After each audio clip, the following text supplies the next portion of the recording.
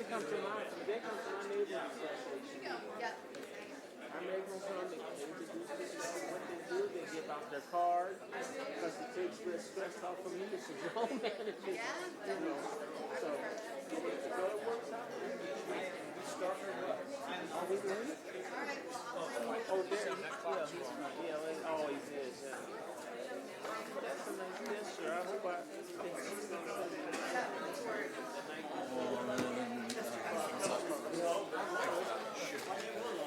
Hey, Aaron, are you going to do anything with the dog freezer thing? Are you going to leave it, or are you going to withdraw it? Or? 528 microphones live.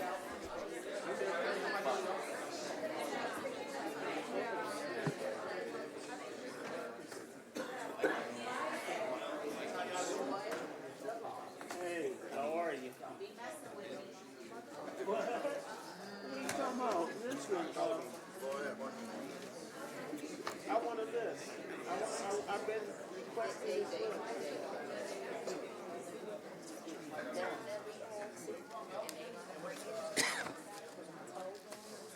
Because this is what happens. They fly this stuff through. But then ours, so let me see what we're looking at and judging on. That's why I'm putting it on debate. Not as bad as that one. We'll see if they got a week to give me the list. I've been asking for the longest. I mean, I read the article. I know. But if you need a week to give me the list, Yeah. after they do. How do I know they don't need all this? How do I know they don't need all this stuff?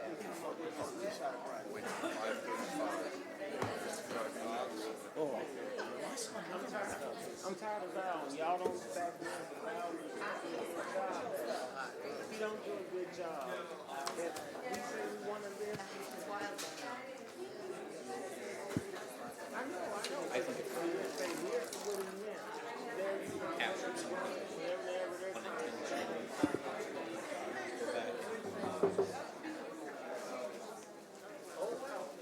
You better hope it don't slip. Having the appointed time of 5:30 arrived, I'd like to call the Tuesday, May 14th, 2024 Committee of the Whole to order. Would you please stand and join me for Pledge of Allegiance? I pledge allegiance to the flag of the United States of America and to the republic for which it stands, one nation, under God, indivisible, with liberty and justice for all. Mr. Clerk, will you please take the roll? Will do. Alderman Redpath. Here. Alderman Gregory. Here. Alderman Williams. Here. Alderman Rockford. Here. Alderwoman Purchase. Here. Alderwoman Notoriano. Here. Alderman Carlson. Here. Alderwoman Connolly. Present. Alderman Donlin. Here. Alderman Hanauer. Here. Mr. Chairman, a quorum is present. I will accept the motion for approval of the April 30th, 2024 committee meeting minutes. Second, Mr. Chair. Any discussion? All in favor? Aye. Opposed? Ayes have it. Madam Treasurer, will you present your treasurer's report? Thank you, Chair. The Treasurer's report for the corporate fund for the month of April. The beginning balance is $54,768,775. We took in total receipts of $10,967,496. We had total disbursements in the month of March totaling $11,911,402, which left the corporate fund ending balance in the month of March at $53,824,869.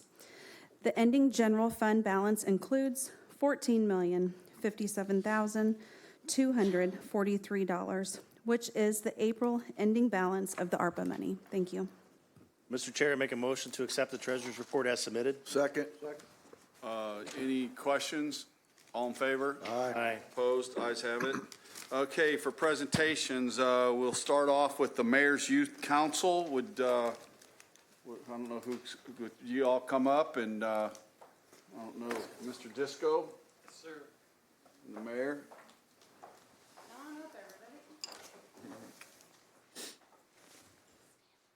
Mayor, council members, this is the Mayor's Youth Council. We have one senior, Luke Cycle. He's our only guy we're losing this year, so everybody's coming back next year. We'll be better, bigger, and stronger. And I'll Don't take that personal. Give me to go ahead and let her speak. All right. Ladies and gentlemen of City Council, it is with great pride and enthusiasm that I stand before you as the President of the Mayor's Youth Council to share the remarkable achievements and experiences we have had in our service to our community. Firstly, I am thrilled to announce the successful implementation of our Homeless Youth Drive, an initiative developed with the vulnerable population of single teen mothers in mind. Items such as diapers, baby bottles, body wash, and oral and feminine hygiene products were collected. Through our collective efforts, we gathered supplies from 4 high schools and donated them to 5th Street Renaissance, and they were distributed to those in need. Through the drive, we witnessed firsthand the incredible unity and compassion that defines our Springfield community. The Build Springfield program events stands as a shining example of our commitment and contribution to our Mayor Busher's vision of beautifying our city. Our participation in this program instilled a sense of pride and ownership among our fellow citizens. Our interactions with various city council members has been a valuable learning experience. Through these meetings, we have gained insight into the inner workings of our local governance and have been inspired to pursue our own paths of leadership and service. Finally, I would like to highlight our contribution to the Arbor Day Proclamation, which underscores our commitment to sustainability and environmental stewardship. By recognizing the importance of trees to our community, we are laying the foundation for a healthier, more vibrant future for generations to come. I am immensely proud of the accomplishments of the Mayor's Youth Council and the positive impact we have made in our community. As we continue to strive for excellence in service, I am confident, together, we can create a brighter, more prosperous future for all residents of Springfield. Thank you for your attention and support. That's my mentee. Man. He's ready to take somebody's job. My name is Josephine Ake. I am currently a sophomore at Springfield High School, and this is my first year on the Mayor's Youth Council. My name is Caitlin Turner. I'm also a sophomore at Springfield High School, and this is my second year on the Mayor's Youth Council. My name's Madison Marshall, and this is Lucy Graham, who lost her voice, but we're both juniors at Lanphier High School. My name is Eva Ritchie, and I'm a junior at New Berlin, and this is my first year on Mayor's Youth Council. My name is Mason Haig, and I am a junior at Rochester High School, and this is my first year on the Mayor's Youth Council.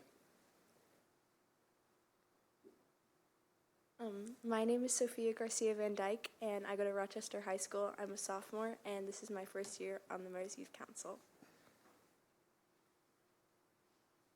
My name is Jeremy Daniel. I'm a freshman at Lutheran High, and this is my first year on the council. My name is Luke Cycle, and I'm a senior at New Berlin High School, and this was my 3rd year on the Mayor's Youth Council. We know this lucky man. Calm down, Mom. Stan man. My name is Stan Vasek. I am a sophomore at SHG, and this is my first year on the council. My name is Satch Beaker. I'm a sophomore at Southeast High School, and this is my first year on the Mayor's Youth Council. It's great. Would you like us to get a picture with them? Look behind the mayor. You guys want to get in? Jump in? Of course I do. Want in this? Sure. Let's get in it. We're missing several of the people with sporting events tonight also. Well, I know, but like, not just one of you.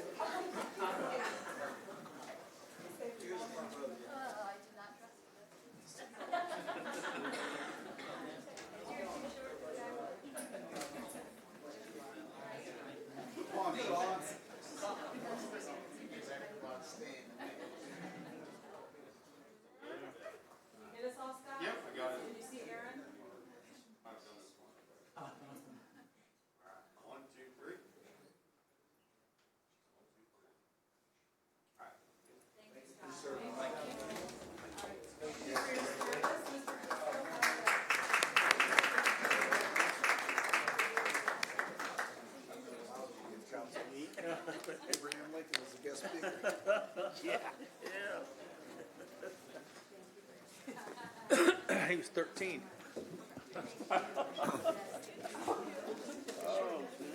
Thanks, Stan. I don't get a hug like that. Hope you get your voice I'd like to point out that Alderwoman DeCenso is back in the chambers. It's all security. All right, the next presentation is Juneteenth. Are you?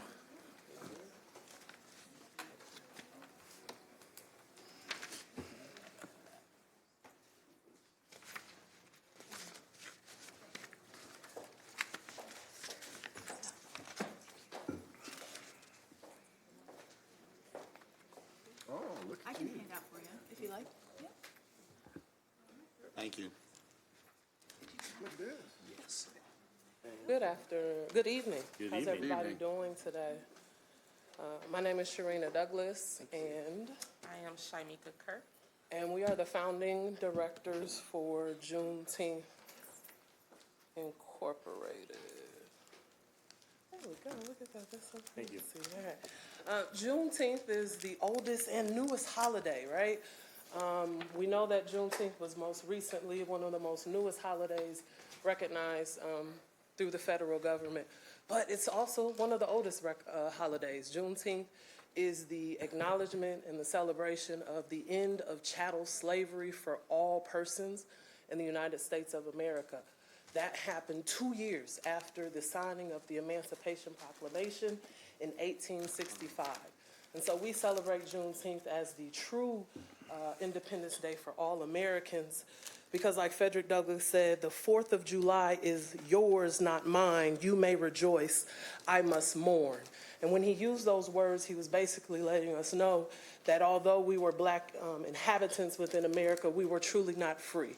Right now, as a labor organizer, as a black woman in America, I can truly say we say free-ish because the American dream is truly not fully realized. And so that's the significance and importance of Juneteenth, to make sure that everyone understands the fight that all American citizens have for true freedom within America. For some reason it's working, it was working, it's not working. I'm gonna keep going. PowerPoint. All right. So we are here for you to understand the significance or the collaboration of the historical importance of Juneteenth here in Springfield. Springfield has a rich history of community organizing, starting with the inhabitants of the city, moving through to organizing things such as the NAACP and a plethora of other stable foundations within the city. Community organizing didn't stop there. It started or continued through the city of Springfield with the organization or the organizing of the Juneteenth celebration.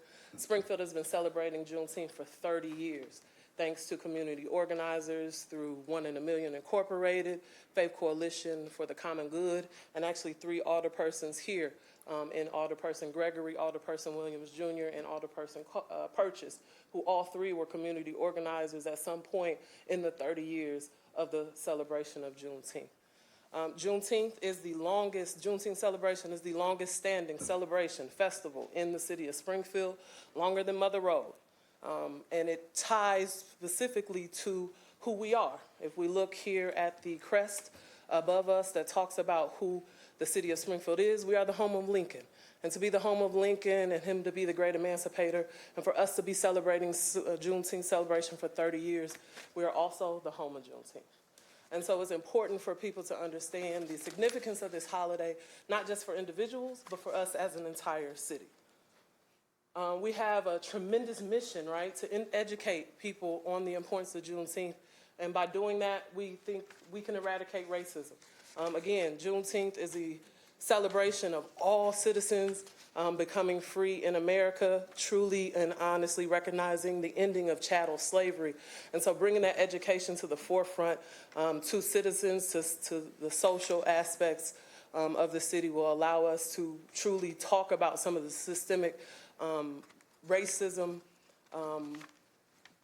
foundations that are still implemented or going on currently within our city. We have a consent decree as far as for eliminating or desegregating the public schools, and we know that currently that still isn't being met.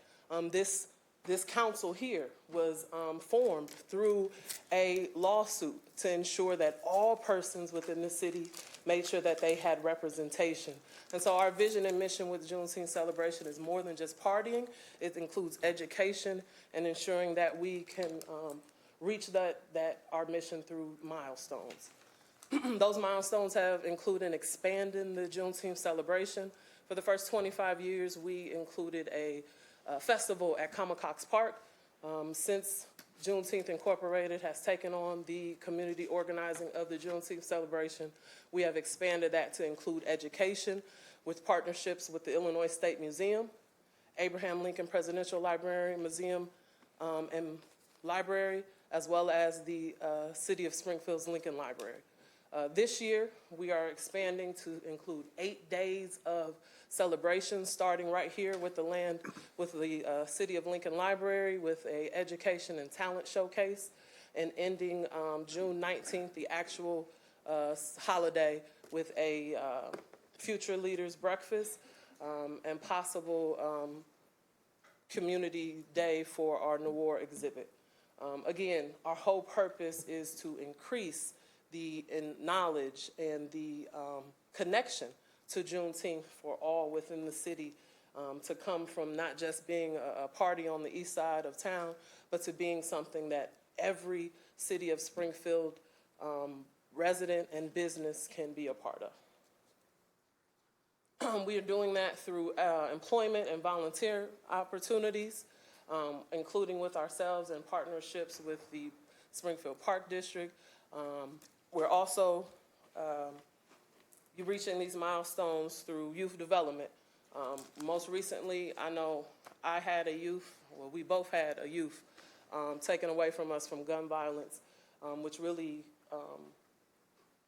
affects this city and the future of our city, right? Because corny as it is, the kids are our future. And so not just being out here as education or partying as a park, but taking this time to develop our youth. So this year we are partnering to have youth sports development camps, as well as we're going to take time to have a Stop the Violence panel. Because again, education is a way to eradicate a lot of the ills of this society. And we really want to educate our youth and empower them to understand their history here in this city so that they can have a brighter future. Again, Springfield is the home of Lincoln. We have been celebrating Juneteenth in this city for 30 plus years. So that being said, it's easily for us to call and don ourselves the home of Juneteenth, because that's exactly who we are.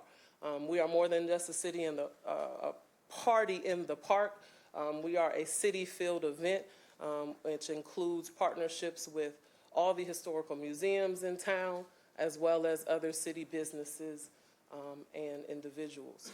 And so we really want you to understand that Juneteenth is not just for us as far as Black citizens. Juneteenth is for everyone. Juneteenth is a way for us to increase the business within the city as well. If we all remember and understand, again, we celebrate Juneteenth because it is the freedom of chattel slavery, or the end of chattel slavery, which talks about free labor, right?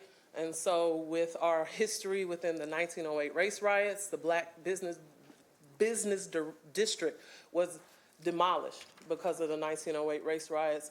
And Juneteenth and Black business and Juneteenth and small business is tied hand in hand because we're talking about here fair, equitable labor, right? We're talking about here a livable wage.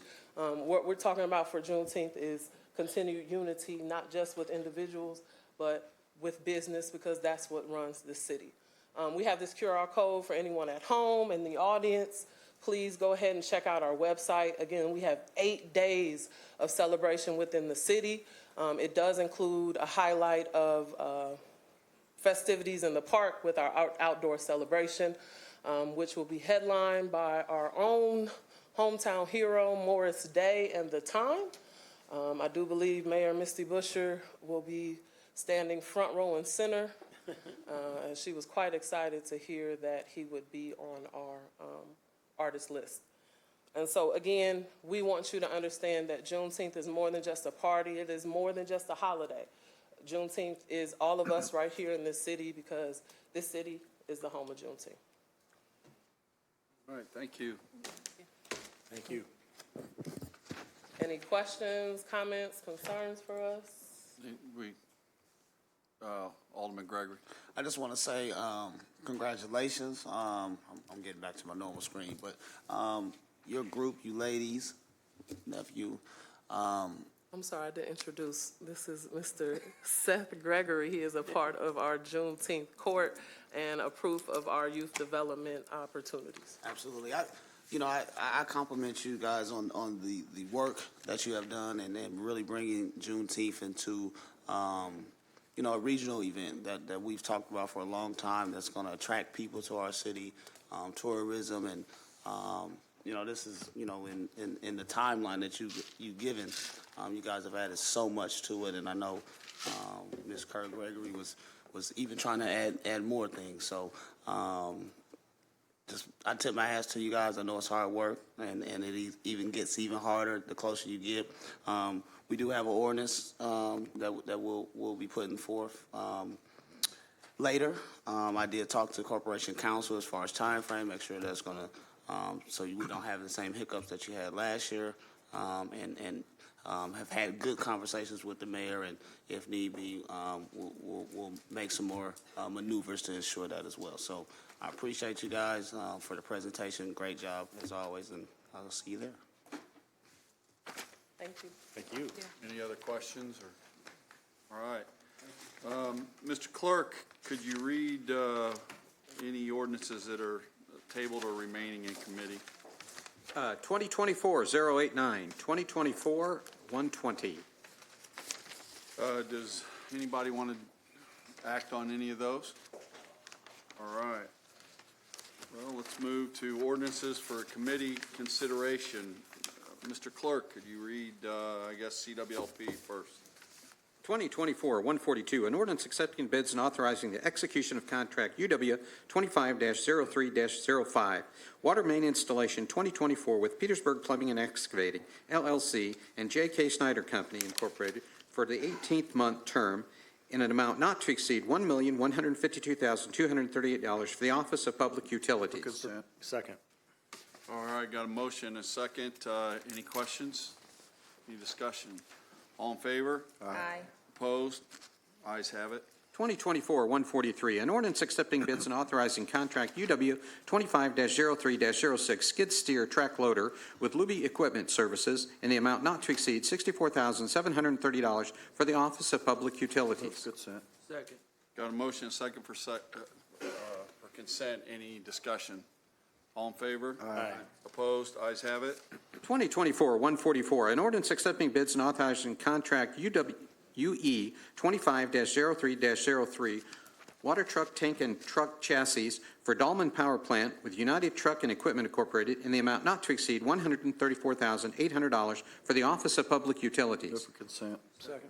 Got a motion and a second for consent. Any discussion?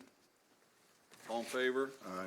Opposed? Ayes have it. 2024-145, an ordinance accepting bids and authorizing contract UE 25-03-07 HPE fiber channel switch replacement with Levi Ray and Shoup Incorporated in amount not to exceed $347,950.16 for the Office of Public Utilities. For consent. Got a motion and a second for consent. Any discussion? All in favor? Aye. Opposed? Ayes have it. 2024-146, an ordinance approving a professional services agreement with OPT MCTRL LLC in an amount not to exceed $26,675 for high and low-end megawatt tuning for the Dahlman Unit 4 for the Office of Public Utilities. Consent. Second. Got a motion and a second for consent. Any discussion? All in favor? Aye. Opposed? Ayes have it. 2024-147, an ordinance authorizing a contract with Q-Mation Incorporated in an amount not to exceed $53,792 for support for the Wonderware programs through AVEVA Customer First Support Program for the Office of Public Utilities. Move for consent. Second. Got a motion and second for consent. Any discussion? All in favor? Aye. Opposed? Ayes have it. 2024-148, an ordinance authorizing the purchase of cargo transit van from Landmark Ford Incorporated from a state contract in the amount not to exceed $58,682 for the Office of Public Utilities. Move for consent. Second. Got a motion and second for consent. Any discussion? All in favor? Aye. Opposed? Ayes have it. 2024-149, an ordinance authorizing the purchase of replacement parts to replenish inventory for the Dolman Unit 4's recycle pump from Industrial Process Equipment, LLC, in an amount not to exceed $70,904.29 for the Office of Public Utilities. Move for consent. Second. Got a motion and second for consent. Any discussion? All in favor? Aye. Opposed? Ayes have it. 2024-150, an ordinance authorizing the purchase of an annual software maintenance support for the supervisory control and data acquisition energy management system with Open Systems International Incorporated in an amount not to exceed $71,230 for the Office of Public Utilities. Consent. Second. Got a motion and second for consent. Any discussion? All in favor? Aye. Opposed? Ayes have it. 2024-151, an ordinance authorizing a professional services agreement with Arent Fox Schiff LLP as an outside counsel for the assistance with the 2024 effluent limitation guidelines rule in an amount not to exceed $275,000 and authorizing a supplemental appropriation in the same amount to fund said project and further authorizing the use of environmental and regulatory initiatives and rebate fund, ERIRF, for said project for the Office of Public Utilities. Move for consent. Second. Got a motion and second for consent. Any discussion? Motion for debate. Motion for debate. Yes. Do I have a second for debate? All right. Second, yeah. All right, I guess for discussion, Alderwoman Nutriano. Thank you, Chair. Yep, is there anyone from CWLP who can speak to this?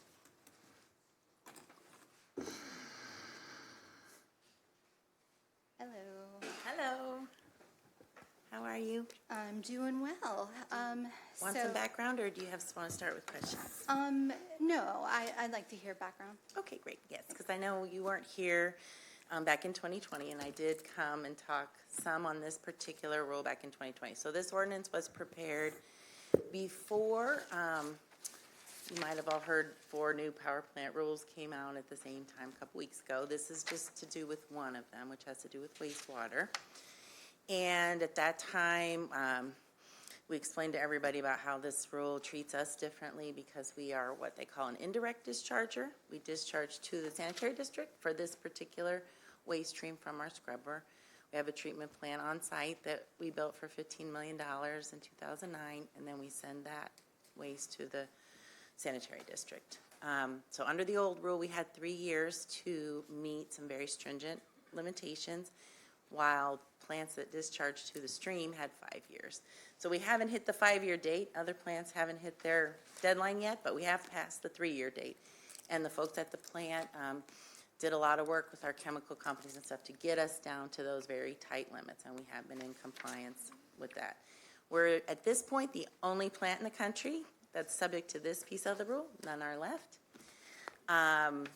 The new rule came out, and we're still looking at it, but we do feel we'd like some outside help to look at it because it would certainly be an expense in the tens of millions of dollars. So we were lucky to get a law firm to agree to cap the total amount and $275,000, help us look at our options. But basically, we do feel this rule, again, they're asking us to do something again, now that we just finished, start all over again have 3 years when everyone else has 5.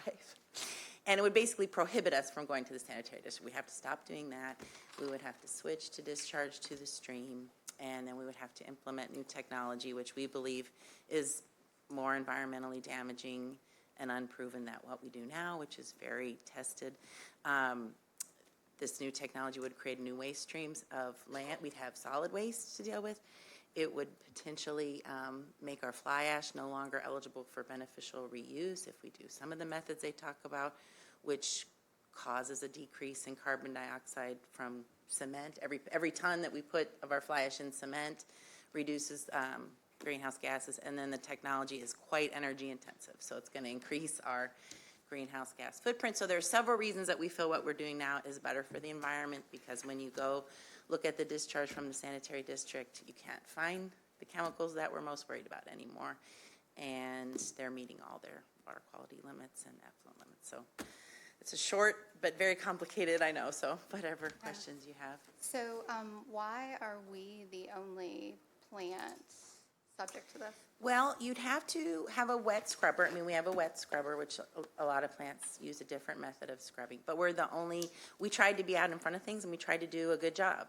We built a treatment plant to clean it up somewhat and then send it to the sanitary district for further treatment. Most plants just discharge it straight to the stream. So there's two separate standards under the statute for people who discharge to a POTW versus if you're discharging to a stream. So US EPA came out when they developed the rule, told us what a great job we'd done with this plan, and used it as examples for setting the rule, but then continued to put in additional pieces that we couldn't meet with what we had built. So there are other, so I've read a little background on this. So there are other plants that do have a wet scrubber that are exempted. So why are they exempted? So there are other plants that have a wet scrubber and they discharge directly to the stream. So they're subject to part of the rule that they have 5 to 6 years to come into compliance with, as opposed to folks going to the POTW, which have 3. Okay. So I'm saying we're the only one subject to the 3-year timeline. Because the EPA explainer sort of says that the reason those other plants are exempted is because they're going to shut down by certain dates.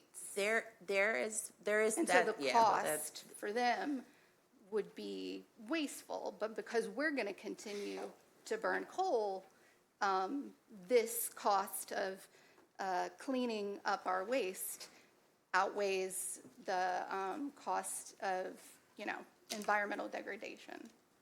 Well, I haven't read what you're looking at, so I don't want to get too into it. There is a provision that says if you're going to shut down by a certain date, you don't have to meet this new rule. It won't exempt these other plants from having to still comply with the 2025 date, which I don't know that they've all done that or not, but they'll have to then do that. And if they say they're going to close by 2024, they won't have to do, or 2034, they won't have to do anything else. Does that answer your question? Yeah, I don't know if I agree with the characterization that you provided, but there is layers of things people can do and to get out of having to comply, and that's one of them. Okay. I don't know how many plants are doing that. I don't think anyone does. Okay, that's fine. And so, how would fighting this regulation benefit ratepayers? So, and again, I said we're looking into the details about the rule. I didn't say we're going to sue against this. That decision has not been made. We are just trying to have a contract in place to do the responsible thing, to evaluate what needs to be done, what all our options are. But yeah, as I said, $275,000 is a lot less than tens of millions. So okay. It would be a responsible way to look at, and besides, we don't feel this is a better, as I've explained to you, and I know you did not, I don't know if you were, you can disagree, but I sincerely and strongly believe it's worse for the environment. Like that we have explained to them that these technologies don't work. We've met with the vendors. They've used us as an example of someone who had bought these technologies, and we told them we bought them and they were more expensive and they don't work. US EPA has not definitively found how they're going to get to zero discharge. So there's lots of other issues, but I'm not focusing on that. We're just looking into our situation as being uniquely affected, the only plant by this one piece of the rule. Okay, but the report from the EPA does say other plants are using or not emitting water. They are making their waste solid. Well, I don't think, I'd be happy to talk to you after about that level of detail. If you looked at our comments, we went through those, and it's misleading. By making their waste solid, they're taking this very nasty waste stream, spraying it over the fly ash, and saying, oh, it's gone. Now take your fly ash to the landfill, and you've cleaned it up. That is not, in my mind, eliminating waste stream from the environment. That's not what I call, so that is what the plants doing it today are doing that I saw from reading the record. And I wouldn't recommend, my folks don't find that a responsible way of managing our wastewater. And it also, like I said, would have a negative environmental consequence of making that fly ash unavailable for cement. Okay. So, And I would just like to also say the other side of that is that putting it in a landfill, if the landfill is protected and lined in such a way where it's not leaching into the ground, then that is a viable option as well. So that's it. Thank you. You're welcome. Is that it? All right, Alderman Gregory. Just real quick, I thought it was appropriate for this ordinance since, we also have a citizen signed up to speak to this particular ordinance. Would this be the proper time for him to speak? We'll go through the Alderman first. All right. So my particular questions and my worry with this is that the USPA came down with this ruling and these changes, and that even if we litigate it, that we still may have to do this. So that's No, what that's a bothers me. decision. We haven't made that decision, and I would talk to Corporation Counsel, but I would presume we would discuss that in executive session when we develop a plan But and a strategy. if we pass this ordinance giving you authorization for $275,000, right, and you decide that, you technically won't have to come back to us for a vote on it. You won't have to vote on any money, but and I have to defer to Corporation Counsel about when we're going to file a suit and all of that. That would be how he would want to handle that. Right, so this would authorize payment, but the decision on whether or not to file suit to challenge the rule would come through my office, not CWLP, and that would be a discussion that we would have in executive session before it was made. All right, thank you. Alderwoman Conley. Thank you. First of all, Debbie, thank you for the background. It's easy to forget what Yes. happened last week, let alone 2020. And I know these are very complicated rules. You've already answered most of the questions that I had. Just real quickly, can you just kind of 5,000 foot, how does this, I guess I'm a little baffled about this diverting our waste stream from a treatment plant into direct discharge. And I know that's not your call, so I'm interested to see how our comments kind of come out on that. But how exactly are they requiring us to, what's the justification for that, I guess, is? The justification is that under the Clean Water Act, the 3 years is solid. Right. If they choose to update the rules and change and give you a new set of requirements, they can only give us the 3 years as an indirect discharger. Now, we argued that they didn't need to update the rules. We had just complied with the rule 6 months ago, and it's very tight limits, and there's not evidence that our treatment plant is not removing further the pollutants to the point that they're safe. We don't think they studied that at all. In fact, they did not study that at all. But it's purely a statutory 3-year deadline that they're stuck with once they decide to impose the requirement on us. Okay. Because I know you had, I think, maybe a year or two ago, maybe it was a year ago, that you had given us an update, or maybe it was just an email conversation about just that our discharge was actually going to the treatment plant in a much cleaner state. And the folks did a great job actually of finding, cheaper methods of doing things than what the previous rule had assumed you'd have to do. They worked really hard to get there, but. All right, thank you very much. All right, Alderman Donlin. Yeah, thank you, Mr. Chair. Deb, I want to thank you for standing up here and delicately answering the questions, because there are those that have agendas and are constantly waiting for CWLP to say the wrong thing or the right thing, however you want to look at it, so that they can use it against the utility and ultimately just overnight flip the switch, no pun intended, and shut the power plant down. And that would be devastating for this community. We are all obviously very interested in being environmentally sound as possible, but to me, just expect you to respond to this, but it just seems like they keep moving the goal line. They keep increasing the cost, and I think it's responsible to hire an outside firm to look into this, and I appreciate you and the mayor and the department bringing this for us to consider this evening, so thank you very much. All right, anyone else? I believe we have someone that signed up to speak for this. Donald Hennerhan.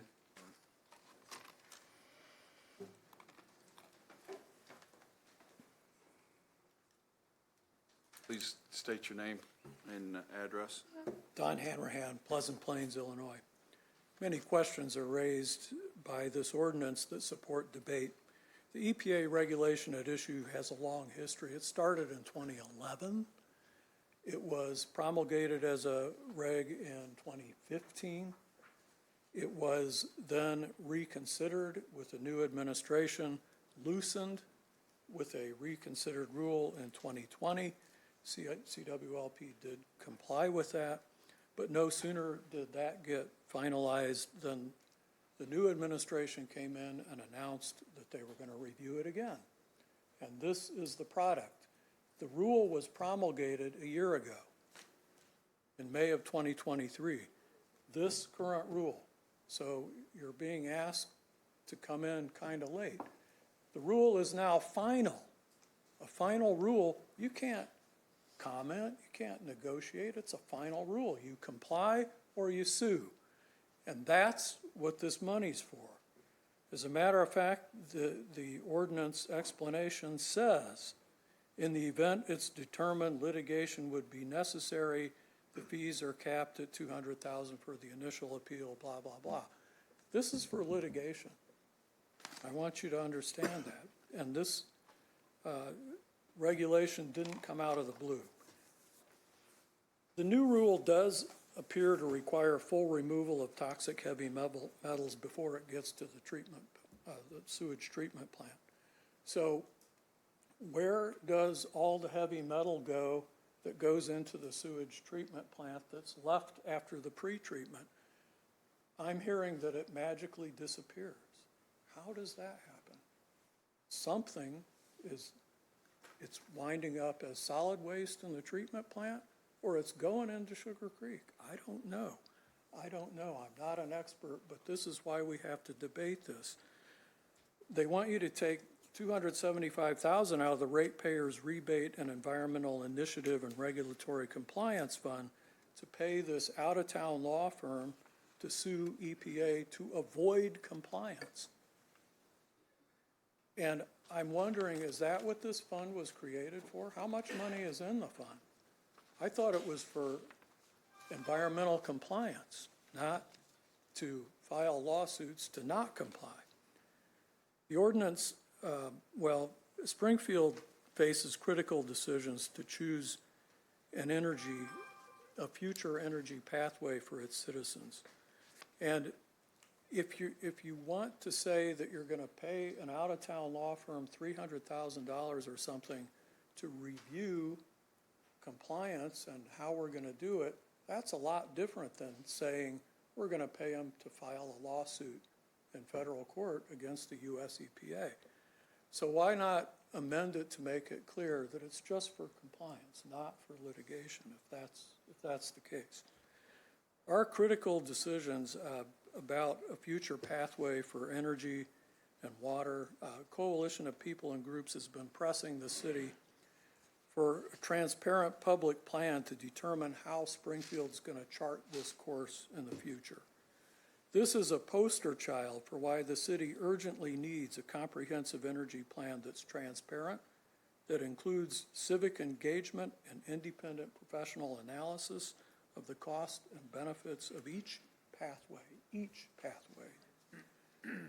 As in 2016 and 17, we've been repeatedly told it's not time yet. Everything's too volatile, too many variables.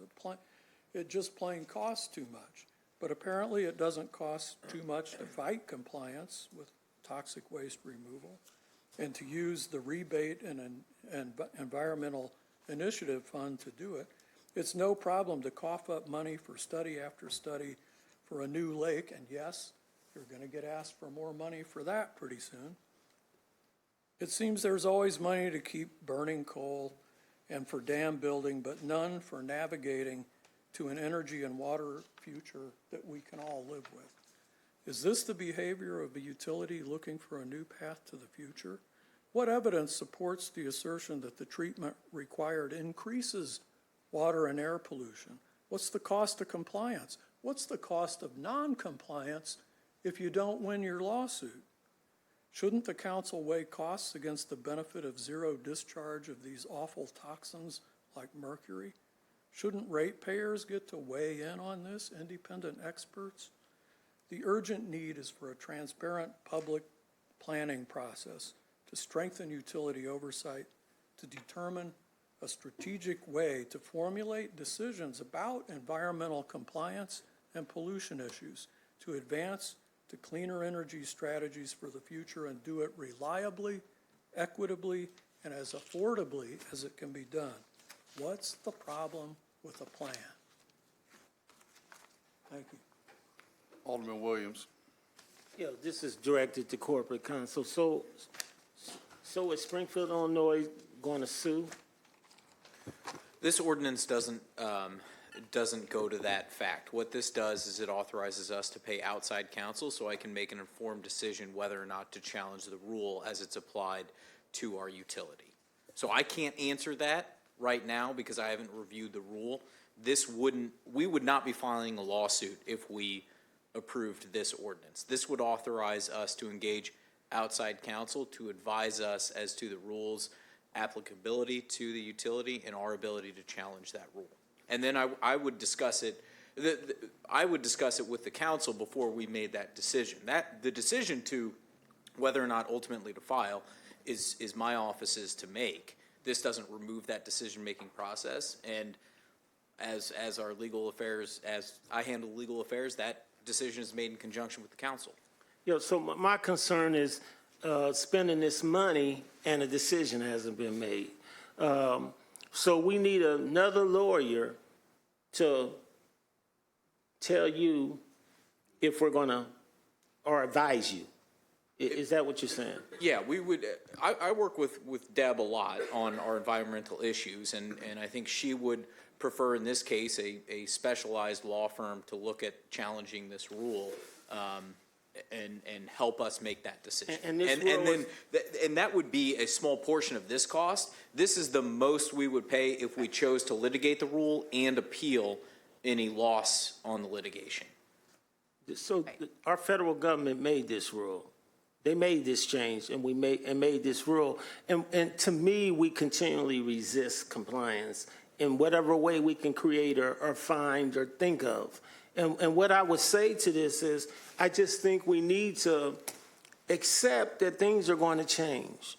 And now there's a lot of ways to comply and get there.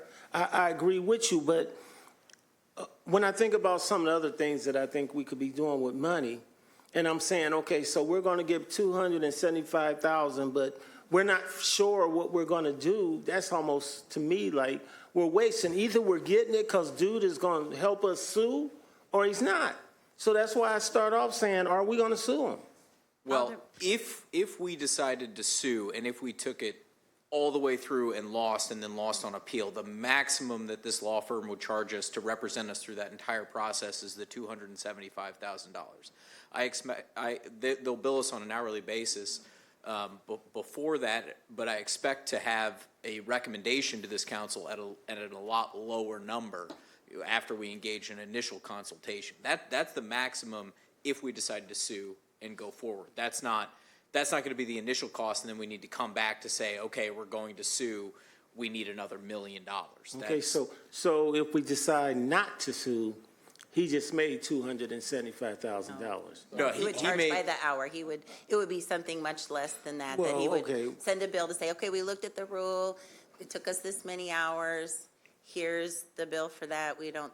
Look, I want to respond to something that you said, because I Sure. take a little bit of offense. This is what That's I do all fine. day long. You're right. To say that all we do is resist compliance. That's not true. Well, that's what I We believe. are one of the only plants in the country that are in full compliance with the 2020 rule. We work very hard to get there. I take it very seriously to even consider suing our regulator. That's not something that we want to do, and I'm not saying we're doing it, but I'm saying I told Corporation Counsel that I think it's important to get an outside opinion, like most serious decisions, as our speaker said about like an IRP, for very serious decisions that I might not be looking at everything about, or Corporation Counsel not be looking at everything about. It's a responsible thing to do to get someone else's opinion. The way they structured it was for a total, for the full package, and it was a good deal, and I wanted to lock them into it because they charge a lot an hour. But that doesn't mean we're going to sue. Okay, well, so just like you take things serious, I take it very serious. When we spend these monies on these studies that you guys do, that tend to go the opposite direction of where the country's going or what your industry is doing. And now here we are possibly going to sue, maybe and maybe not. But again, chunks of money that could be utilized doing other things for the city and the citizens instead of constantly doing this resistant fight or whatever you want to call it, compliance or whatever. I'll leave it alone, but I'll just say this, it's on debate. Hopefully we can get some stuff out to make us all understand a little more the common sense in this, because it's like we are spending money on something that we don't even know is going to happen or not. So we are in a habit up here of requesting stuff, getting it approved, but we might not use it. I think you should know what you want when you come here and say, we need $275,000 to sue. Or I'll get back with you when the decision's made, then we come back. That's why we have our own lawyers. That's why we have our own staff. He's going to look at the same stuff you guys looked at. I think it's a waste right now, and that's just how I feel. Thank you, Mr. Chair. Thank you. One thing I would like to point out, this environmental money cannot be used. It's not like Alderman, sometimes I think you come out that say we could use that money for something else. Environmental. This is exactly what it's supposed to be used for. I mean, when we set it up, that's the idea. The idea is if we can cap the ash ponds in place, that money is there for us to do it, and it won't affect our ratepayers at all, because we understand that it'll be much cheaper than other options. So it's not like that money can be used for roads or, sidewalks or anything else. I didn't say that. Other environmental concerns. That's not the only thing the money can be used for. You would agree with me on that, right? That is not the only thing that money is for. Right. It's for other environmental things besides just paying a lawyer. Yeah, dealing with the utility. I can think of many other things. The ash ponds are in my ward. Thank you. Alderwoman Nutriano. Thank you, Chair. Mr. Hanrahan brought up an interesting point, and you just spoke to it. I would like to ask Corporation Counsel, that fund, the ERIRF fund, is this an acceptable use? Yes, but I'll get you the specifics on that. But yes, this would be an acceptable use under that fund. Okay. Thank you. Alderwoman Conley. Thank you, Chair. I just want to kind of express, so I do still have some questions about this, Deb, and I'll send you don't need to come up, no, just that I'll send you for next week, mostly around effluent testing. It's been a couple of years since I was in that world.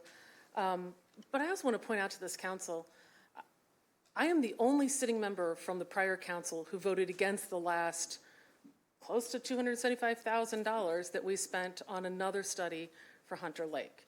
This council does things like that.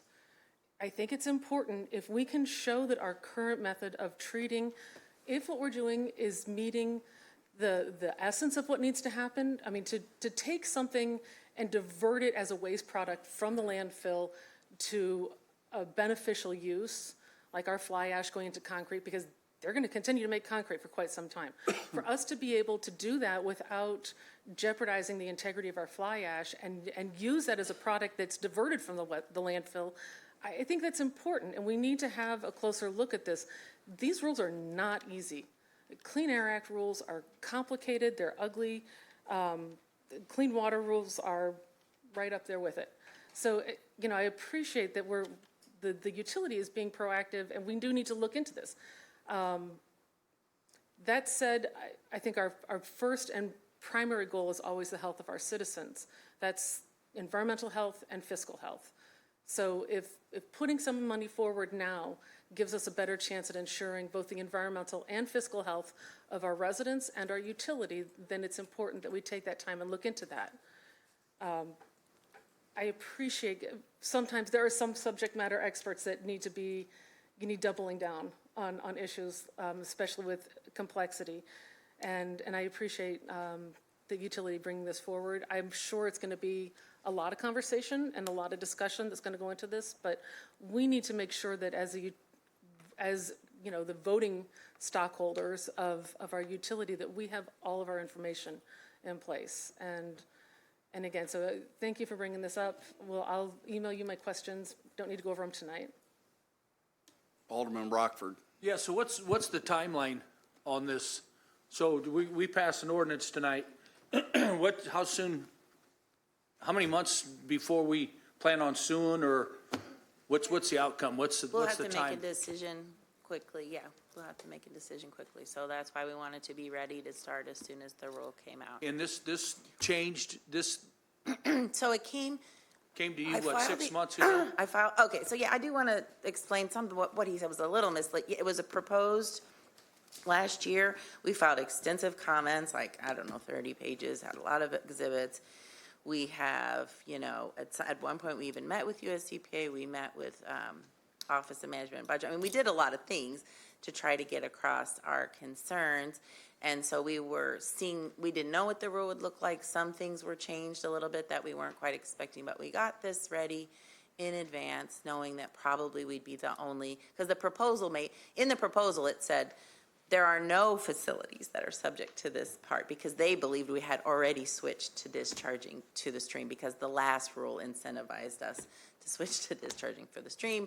So once we explained to them, no, we're still going to the POTW, they knew there's one facility still going to POTW. So there's a fair amount of time to decide to sue, but, we wouldn't want to wait a long time. We'd want them to get us an answer quickly and come to you. Okay, so my concern is we lose.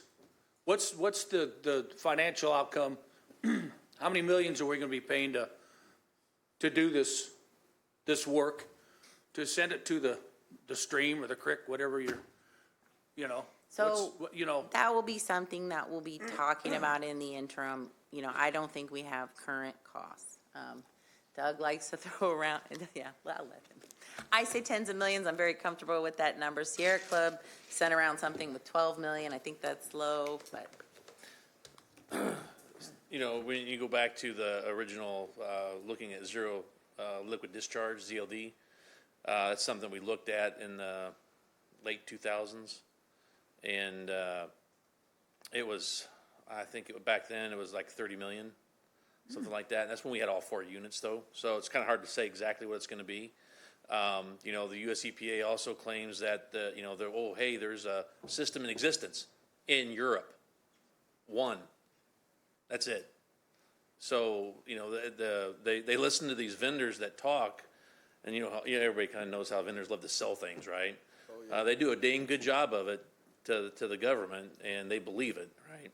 So, I think it will be costly. Like an earlier shutdown of Unit 4, that always would be an option, I guess, that we could follow. But rates will go up. There's no question about it. It costs more money to buy from the market. It costs more money for renewables versus Unit 4. So that's the reality that we're facing in the end. That's right to the heart of it. And I think we need this information about where we're going to fall with regulations, because I think, in the sometime in the future, we will have to do an integrated resource plan to look at all the different, the different rules, because the GHG rule is probably the tougher one. But that's going to get challenged in court. Lawsuits have already been filed by many, many major players across the country. So we don't know how that's going to fall out either.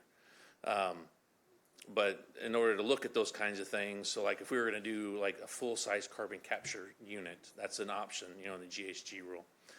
We would have to do an integrated resource plan to look at that, because anytime you're considering spending $1 billion, let's just say, when you're talking about that kind of money, you have to look at all your different options. Well, and again, this is just my opinion, and you see how things have changed over the last 3, 4, 5 years since the current president is in place, and we've got an election coming up.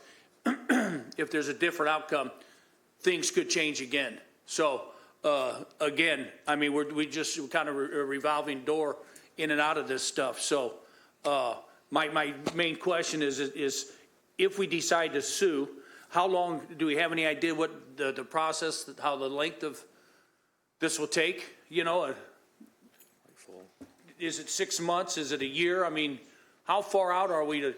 It would take longer than that. It would be a couple-month process for us to file, to consult with our attorneys, and then decide whether or not to file, and then go from there. Thank you. Thank you, Chair. You're welcome. And Doug, basically, just so everybody understands, what we're doing is we're wanting to potentially spend, what, $275,000 up to, in order to potentially save tens of millions of dollars, right? Yes. That's kind of what this is. Right, correct. And it also would allow more time, to do a future energy transition to cleaner energy once again, the technology's not there. There's nothing that's going to replace Unit 4, whether it's solar, wind, and batteries, to the same level of reliability that Unit 4 provides. It doesn't exist. We would have to have a natural gas, we'd have to have some kind of other fossil fuel, nuclear, or whatever, in order to make that happen. To be exactly the same reliability as what Unit 4 provides. When the sun's not shining, when the wind's not blowing, batteries last 4 to 6 hours, that's it. So, there's a lot of issues with that when it comes to reliability that, in the long run, I think the technology will catch up, but it's not now. All right, thank you. So we have a motion and a second for debate. All in favor? Aye. Opposed? Ayes have it. 2024-152, an ordinance authorizing the execution of an intergovernmental agreement with the Illinois Department of Transportation, IDOT, for the construction of new electrical service infrastructure for 2 IDOT facilities to be constructed at 2300 South Dirksen Parkway and 3215 Executive Drive for the Office of Public Utilities. Consent. Got a motion and a second for consent. Any discussion? All in favor? Aye. Opposed? Ayes have it. 2024-153, an ordinance approving and authorizing execution of a license agreement with Diversified Dock Services, LLC, for shoreline stabilization work at Lake Springfield for the Office of Public Utilities. Move for debate. Got a motion and a second for debate. Any discussion? Chair, Alderwoman Conley. I just want to be clear, I'm voting present on this. What's that? I'm voting present even on putting Okay. up debate. Thank Thanks. you. Any other discussion? All in favor? Aye. Opposed? Ayes have it.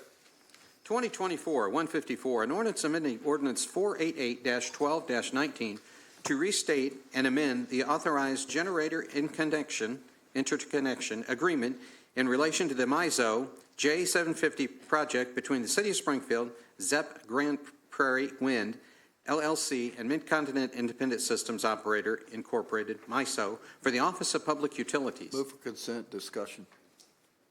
Motion for consent. Second. Discussion, Alderman Redpath. Tell us what we're doing, Doug. So basically, this is an amending the previous agreement that we had with this company.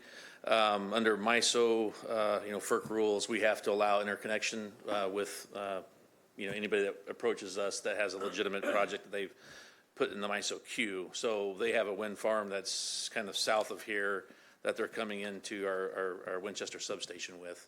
So we are required to provide what the costs are for them to connect. So looking at studies, some of those things, and we've, provided that. That's what this cost is for. So is that, they're using our transmissions?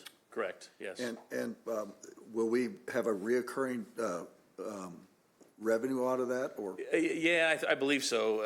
I don't know what that is, a number, but yeah, eventually it would allow us to recoup some kind of, I guess you say, transmission cost that we could charge them. Okay. And we don't, and they don't have pricing, but we would be open to, if they offered us pricing on wind in the future, we'd be open to considering that as well. Every time you see MISO, it's like a cuss word up here, okay? I understand. And I'll change my motion to consent if the council agrees. Second that. Okay, we've got a motion second for consent. Any other discussion? All in favor? Aye. Opposed? Public Works, 2024-155, a resolution for temporary closure of a portion of Illinois State Route 97, Jefferson Street from 6th Street to 9th Streets, for the Powerlight Abe's Car Show Cruise to be held on August 2nd, 2024, for the Office of Public Works. Motion for consent. Got a motion and a second for consent. Any discussion? I believe we do have someone from the Powerlight Car Show here. Do you want to come up and get a plug? Be quick.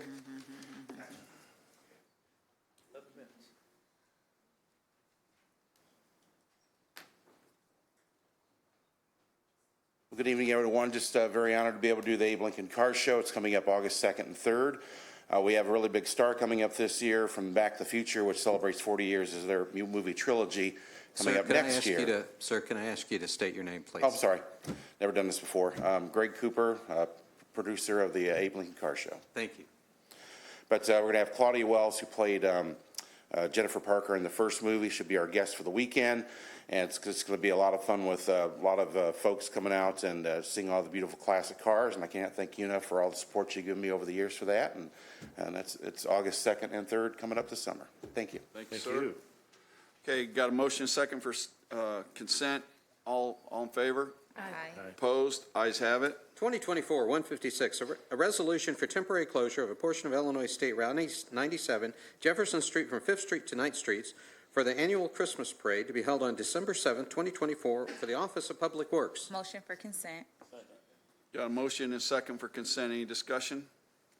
All in favor? Aye. Opposed? Ayes have it. 2024-157, an ordinance authorizing execution of an annexation agreement with WPFL LLC for a tract of land with no assigned address located on parcel index number 13-35-200-040 and 13-35-200-042 for the Office of Public Works. Move for debate.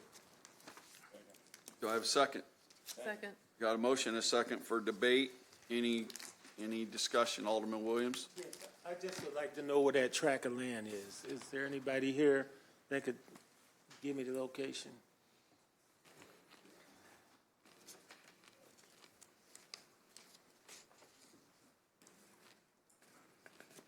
Alderman, this is located out west on Bradfordton Road near Salem Estates.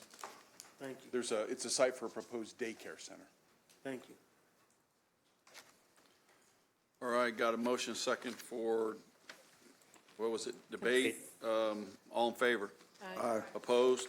Ayes have it. 2024-158, an ordinance annexing certain described real property with no assigned address located at parcel 13-35.0-200-040 and 13-35.0-200-042 and owned by WPFL LLC. For debate. Second. Got a motion and second for debate. Any discussion? Yes. Same question. Can I get a location on this? Same property. It's the same? Yep. Okay, thank you. Okay, got a motion second for debate. All in favor? Aye. Opposed? Ayes have it. 2024-159, an ordinance annexing certain described real property located at 41 Fairview Lane. Move for consent. Second. Got a motion second for consent. Any discussion? All in favor? Aye. Opposed? Ayes have it. 2024-160, an ordinance amending a professional services agreement between Hanson Professional Services Incorporated and the City of Springfield for engineering design, plan preparation, yes. Preparation, come on, Frank. Preparation. Occasionally I get caught up there. Pre-preparation and construction services for sanitary sewer rehabilitation at various locations for the Office of Public Works. Second. Got a motion and a second for consent. Any discussion? All in favor? Aye. Opposed? Ayes have it. 2024-161, an ordinance accepting lowest responsible bids and authorizing the execution of contract number PW 24-02-91 with P.H. Broughton & Sons Incorporated, Truman L. Flatt & Sons Company Incorporated, Group Materials Incorporated, and Rayhan Brothers doing business as Sangamo Construction for the FY 2025 maintenance materials and for an amount not to exceed $864,593 for the Office of Public Works. Move for consent. Got a motion and a second for consent. Any discussion? All in favor? Aye. Opposed? Ayes have it. General City Business, 2024-162, an ordinance to decrease the number of Class AA liquor licenses by one for Conn's Hospitality Group Incorporated, doing business as 7th Street Cidery, located at 503 South 7th Street. Move for consent. Second. Got a motion and a second for consent. Any discussion? All in favor? Aye. Opposed? Ayes have it. 2024-163, an ordinance changing the entity name from Los Rancheritos of Litchfield Incorporated to De Los Altos Restaurant Group, LLC, doing business as the Taco Joint for a business that holds a Class D liquor license located at 710 South Grand Avenue East. Move to consent. Second. Got a motion and a second for consent. Any discussion? All in favor? Aye. Opposed? Ayes have it. Mr. Chairman, I'd like to make a motion for an anonymous vote on agenda items number 2024-164 through 167. Second. Second. Okay, got a motion. Any discussion? We have some of them in. All right, we'll get them. We just vote on them on this. All in favor? Aye. Opposed? Ayes have it. Mr. Chairman, I'd like to make a motion for debate. Second. Got to make a motion for the omnibus vote to debate. Got a second? Yeah, second. Second. Okay, we got a second. Any discussion? I guess, who are I can't wait to any get of the Robert folks here? Mr. Chair, would you like me to go ahead and read those ordinances? Yeah, I think we should probably have you read them. All right, Frank. thank you, sir. 2024-164, an ordinance approving the appointment of Mark E. Bell to the Police Community Review Commission. Go ahead, Frank, and we'll get them up Okay. here. 2024-165, an ordinance approving the appointment of Terrence M. Moody to the Police Community Review Commission. 2024-166, an ordinance approving the appointment of Robert L. Banks, Jr. to the Lincoln Library Board of Trustees. 2024-167, an ordinance approving the appointment of Catherine M. Harris to the Lincoln Library Board of Trustees. All right, so, Mr. Bell, you want to? Yes. Oh, I'm going to get Robert Banks. Wait till he gets Yeah, up wait till there. Banks gets up there. Yeah. Go ahead, just state your name and if you got anything to say. My name is Robert L. Banks, Jr., and it's good to be here and to be on the board. Thank you. And he could run faster and catch a football like anybody you ever want to see. He's the man. My name is Mark E. Bell, retired state trooper, and I am honored to be appointed to the Police Community Review Commission. All right, any questions? Thank you. All right, thanks for serving, guys. Thanks for serving. Good seeing you, Banksy. All right, got a motion for debate. All in favor? Aye. Opposed? Ayes have it. 2024-168, an ordinance authorizing payment of jury verdict in the amount of $181,048.21 for Sangamon County case number 2019-L-0189, Jessica Edwards Davis versus City of Springfield. Motion for consent. Second. Got a motion second for consent. Any discussion? All in favor? Aye. Opposed? Ayes have it. 2024-169, an ordinance authorizing payment of $200,000 for settlement of Central District of Illinois Court Case 23-LA-046, Dalton Beckett versus the City of Springfield and Nicholas Hernandez Renfro. Move for consent. Second. Got a motion and second for consent. All in favor, or any discussion? All in favor? Aye. Opposed? Ayes have it.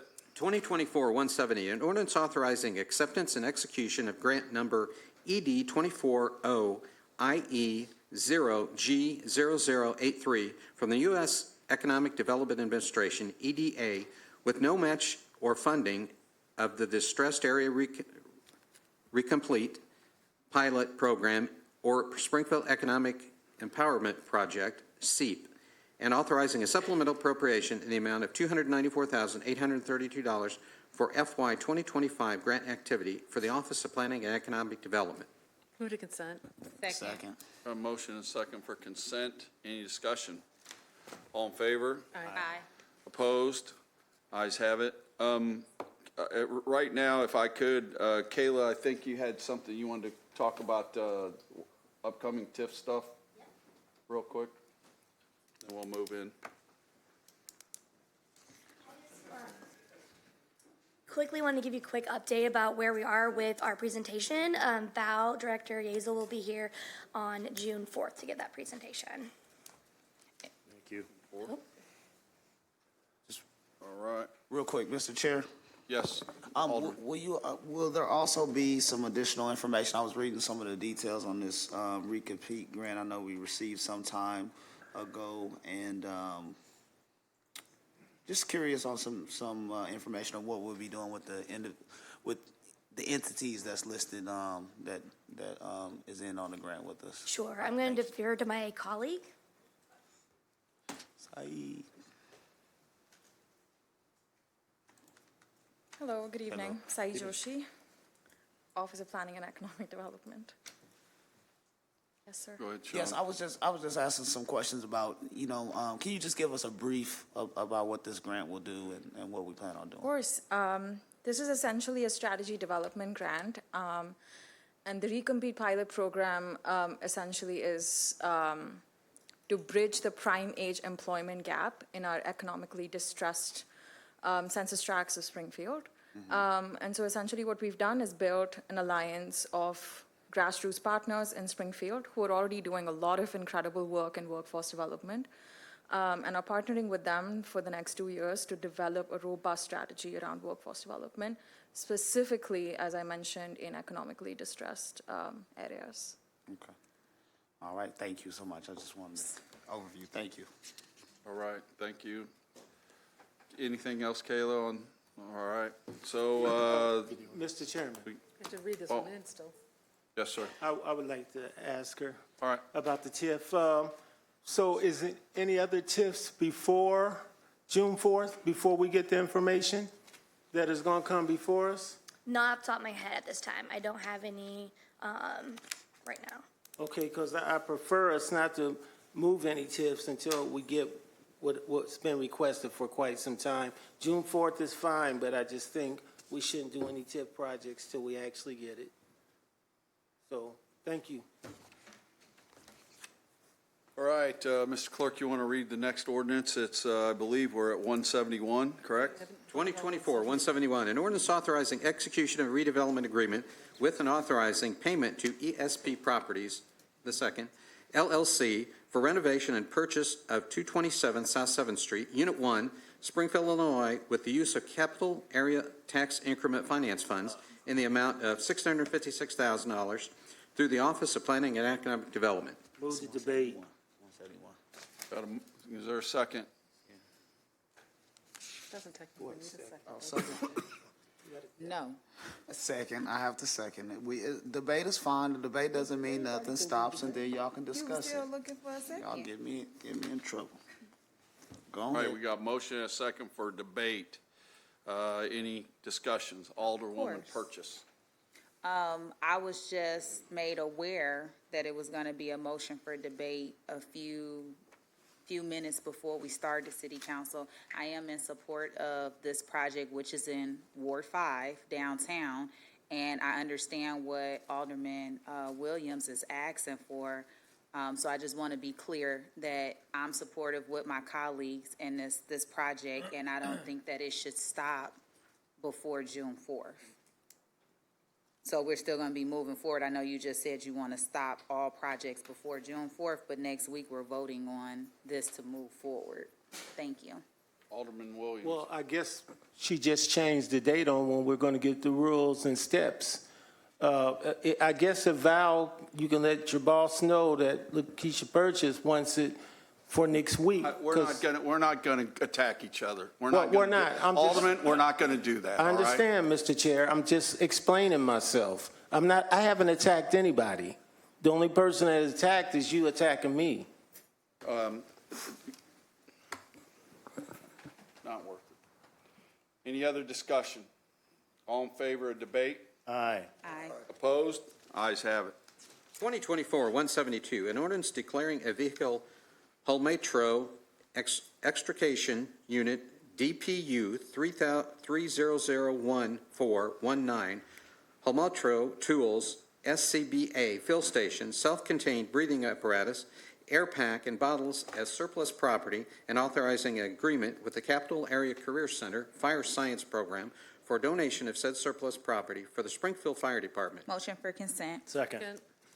Got a motion and a second for consent. Any discussion?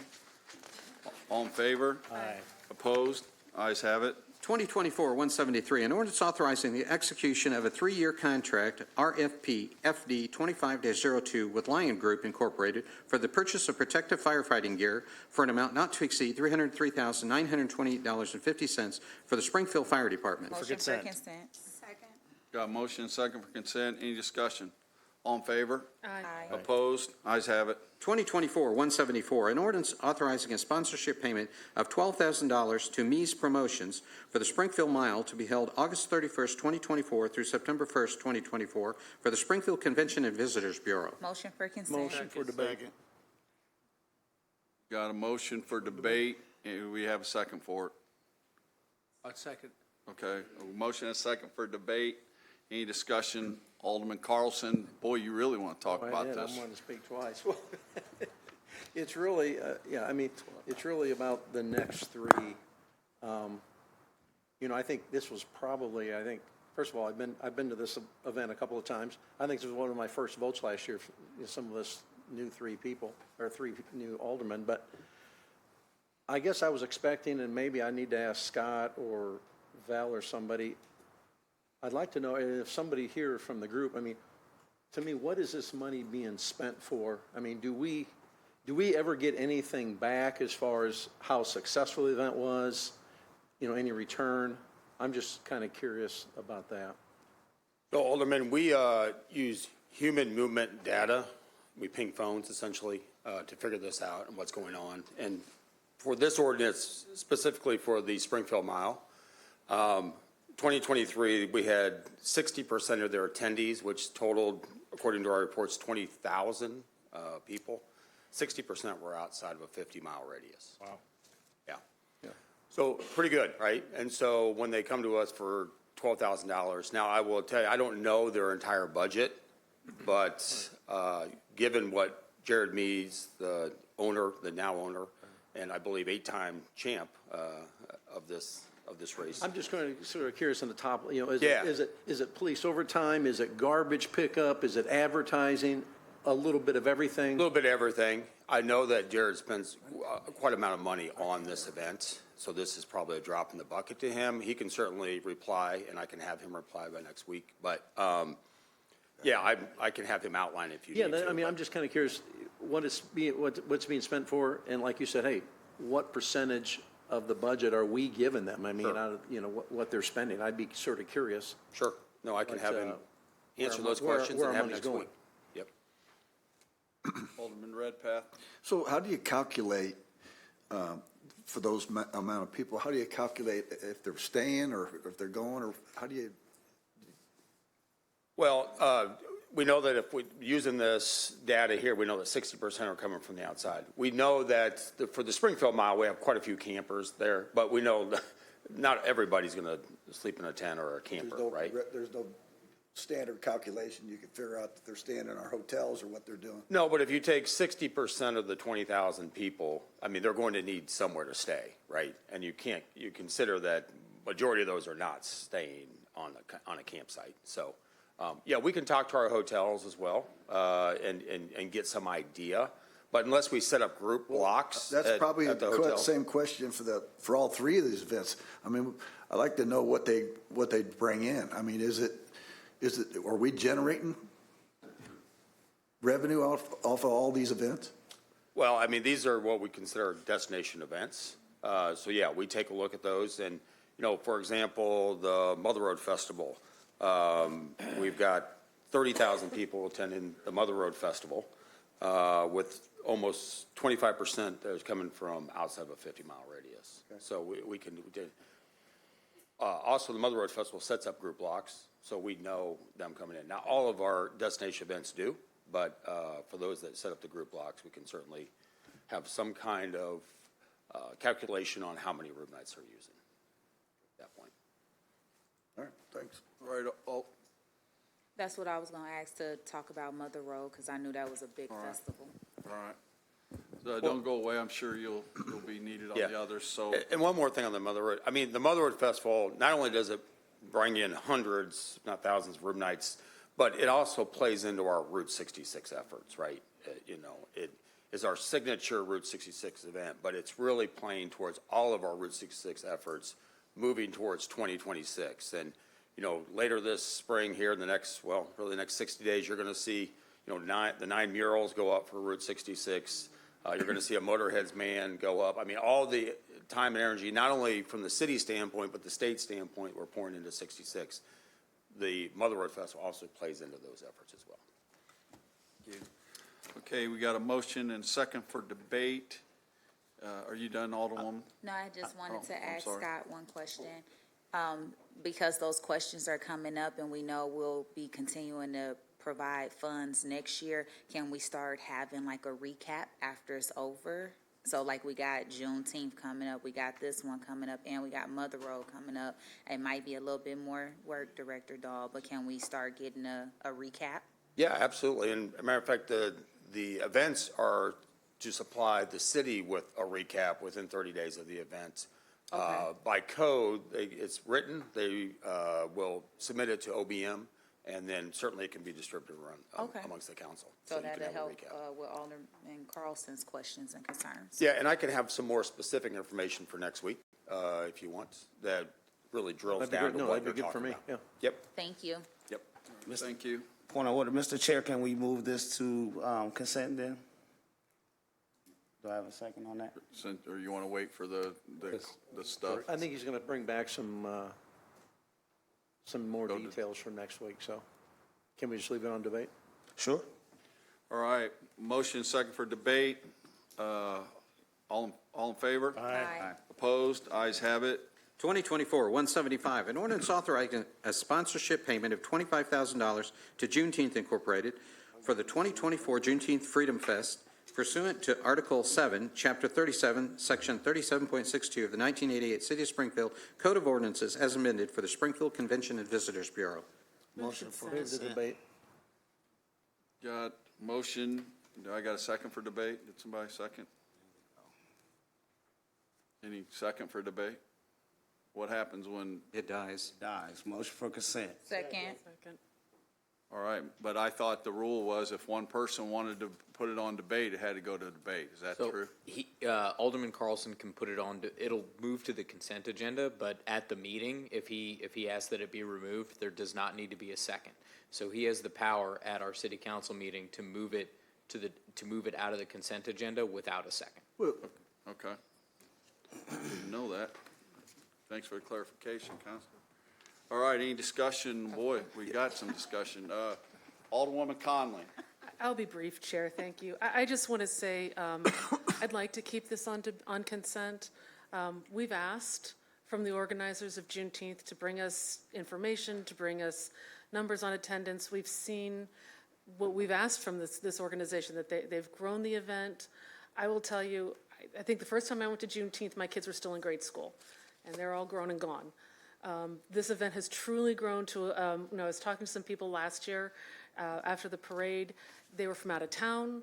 They were very impressed with the level of support and energy that Springfield throws behind an event like this. And I think that we need to, when we're talking about important cultural milestones in our community, this is one of them. And again, I thank you both for coming in every year, and you bring more information, and you are clearly, you're putting a lot of time and energy into this week-long, now we've gone over a week, event that, it's not as easy to celebrate Juneteenth as it is the Mother Road, right? It's not 50s bellhop kind of stuff, but it's important. It's important for all of us, and I would like to see this stay on consent, and if nothing else, I certainly intend to support it and am looking forward to attending this year. Alderman Gregory. Just real quick, Scott, when you was up here, you spoke on the fabulous Springfield Mile and the Mother Road, but we didn't talk too much on Juneteenth. But I remember back when we first started, really thinking about how we as a city support local organizations that may not be at the capacity to bring in so many room nights.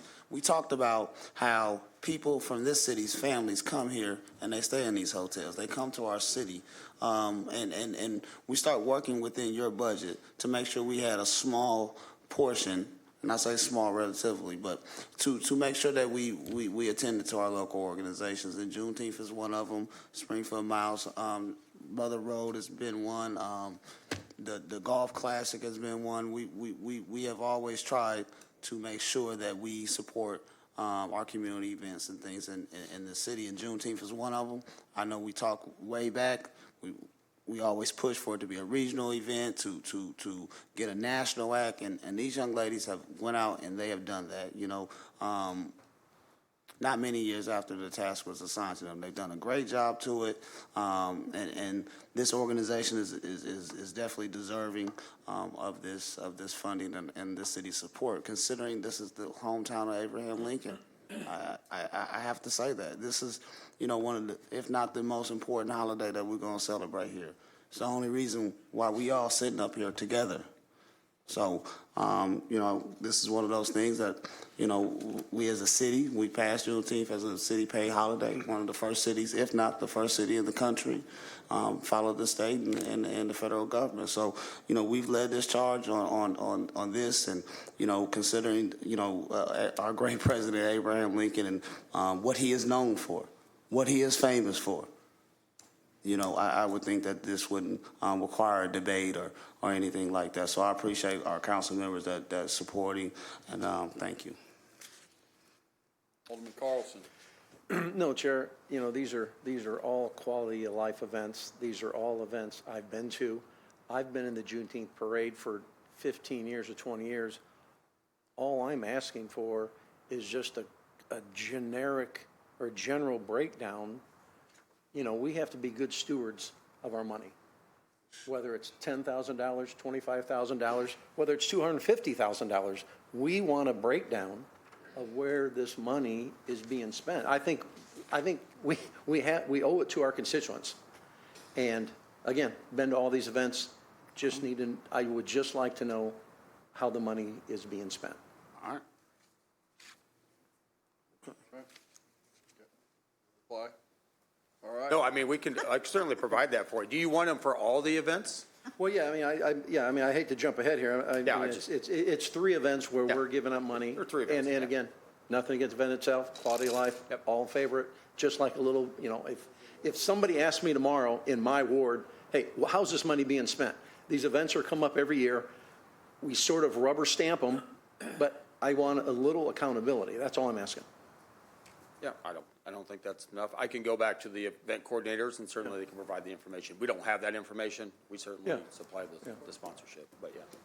All right. Yeah. All right. If they're here, no, if the Juneteenth folks are here, that's fine. No, we don't get it. Don't worry about Chair, if you're good with that. Yeah, I'm fine with that. I've got Chuck should take over as vice chair. Hey, Chuck, could you take it for a second? I have to. Sure. All adjourned? Oh, no.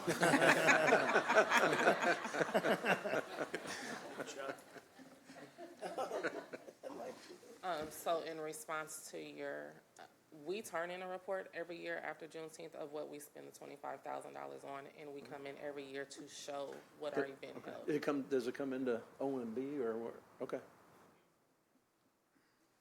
Do you have any other specific questions? No, that's great. I mean, if you guys turn a report every year, then that's news to me, and I will follow up and ask for that report from all the groups. So if I could, while we have Mike. Yeah.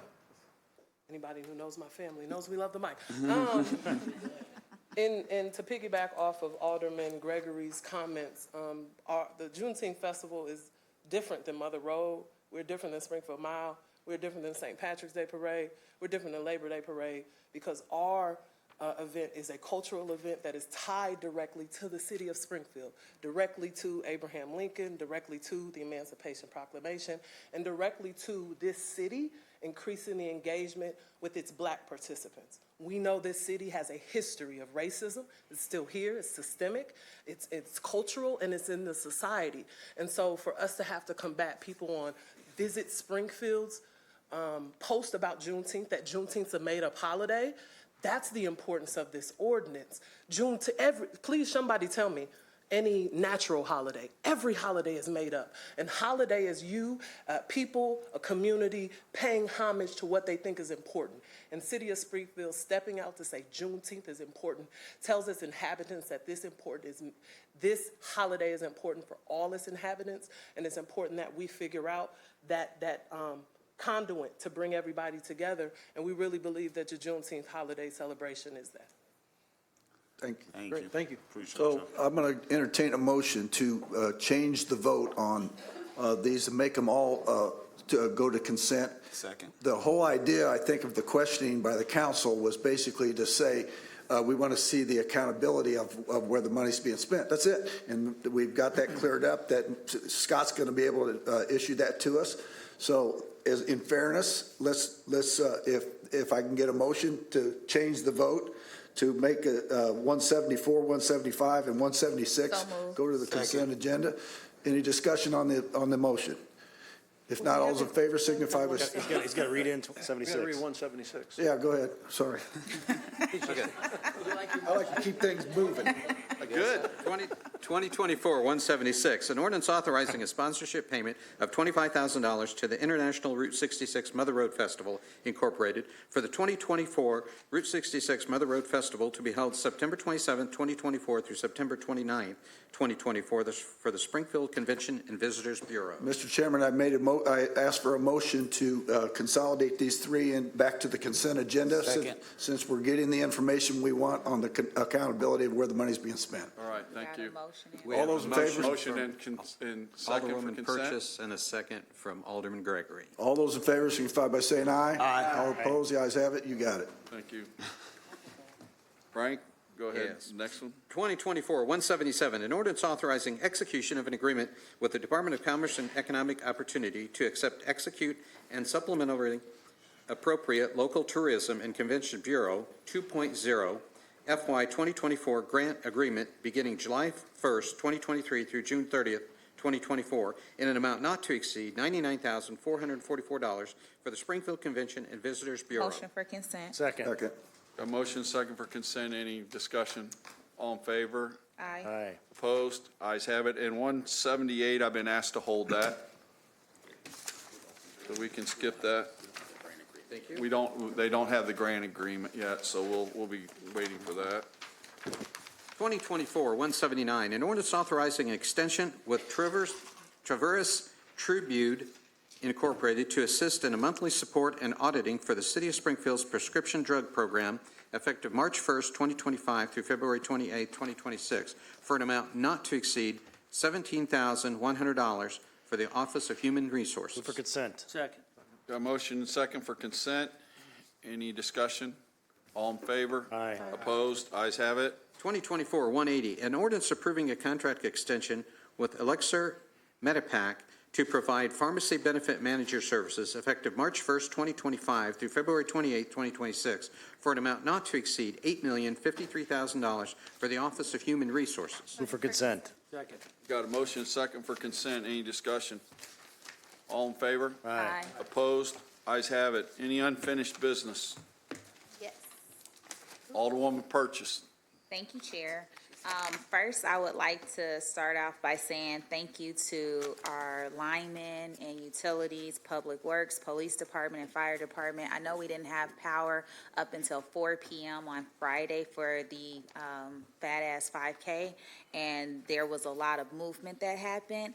And so we wanted to extend and say thank you from the ladies and the organizers from that group. And then lastly, to all the participants, we had nearly 2,500 individuals and 400 volunteers to come out. And since 2008, we have raised over $2 million to go to local charities. That's a lot. So stay tuned for our final count and who those individual charities will be coming up, and we look forward to next year too. So it was great weather too as well.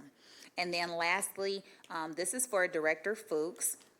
While we were out walking, I noticed that, people were parking in the 4th and Washington parking lot, and we have a lot more events coming up. Do you still think we can get some signage? Because like this weekend, we have the Pride Fest, Farmers Market, and the Capitol Art Fair, and I know that we don't have signage that say you can park here over the weekend. I think it'll just be helpful, and I know you were checking into it and just wanted to bring it back up again. And then thank you again to our businesses appreciated the blue bags with the time frames in them. So that was really, really helpful. So we wanted to compliment the Public Works Department on that too. Thank you, Chair. All right, thank you. Alderwoman Conley. Thank you. Alderman Purchase, I get to say something kind of like yours. I get to announce an event in my ward. I'm very excited. I know you've all of my council members have gotten an invitation. Station 8 will have its ribbon cutting. I do remember we're doing that on the 30th of May. And very excited for an open house for the community to come see Station 8. It's on Rickard Road across the street from the Fit Club over there on Lawrence. Really, I think everyone should come out and see this station. We have 2 more coming. So they're beautiful, very exciting addition to our community, and there will be cake.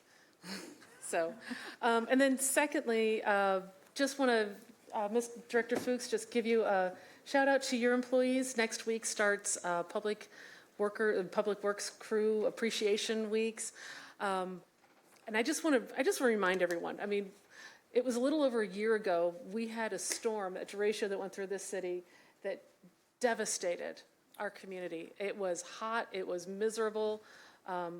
Alderman Donilon, I actually just found some my notes from us going out door to door, talking to people, trying to make sure where people were with their safety, with their access to services.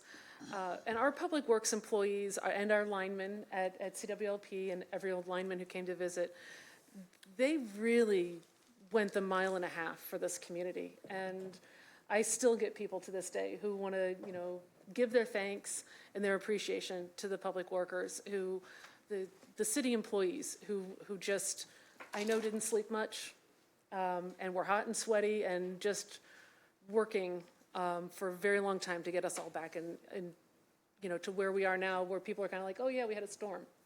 That was a huge event. And so big appreciation. And I know we just had Water Week, and I didn't do a shout out then, and I'm sorry for that, but we have really great people who work for this city. And it's very, I enjoy taking an opportunity whenever we can to thank them and acknowledge them. So thank you, Chair. That's all I have here tonight. Thank you. Alderwoman Notriano. Thank you, Chair. I feel like I saw on Facebook that it's Police Appreciation Week. Nah. No? Every day's police. Just wanted to bring it up in case. Maybe I invented that. Anyway, that's not my unfinished business. I had to ask. So I'm not sure if it's a question for Director Lesko or someone at Public Works, but I'm getting a lot of questions about the rail houses that we have for sale and their condition.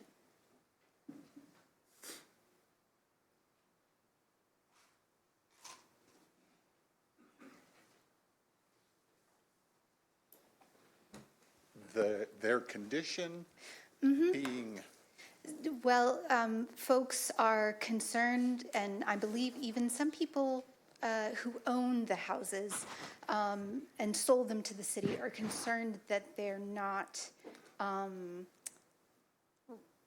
good candidates for rehab. Well, I think there've been, I guess, some social media posts. Yes. Or at least one in particular. I'm not sure that... We've reached out to our consultant, Hanson. They provide, I think they're looking at providing a draft of what the houses were, what the conditions was like at the time. We feel we're selling them in an as-is condition. At the time we purchased the properties, construction was going through that area. Construction's completed. The houses are in the shape that they're in. The public will have a chance to come view the houses to see the shape that they're in, and we'll provide the information to anybody who's interested in purchasing them to get them back on the public tax rolls. So I'm not sure. I don't know how to respond to social media posts about certain things like that. Yep, So, definitely. but yeah. Yeah, thank you for that response.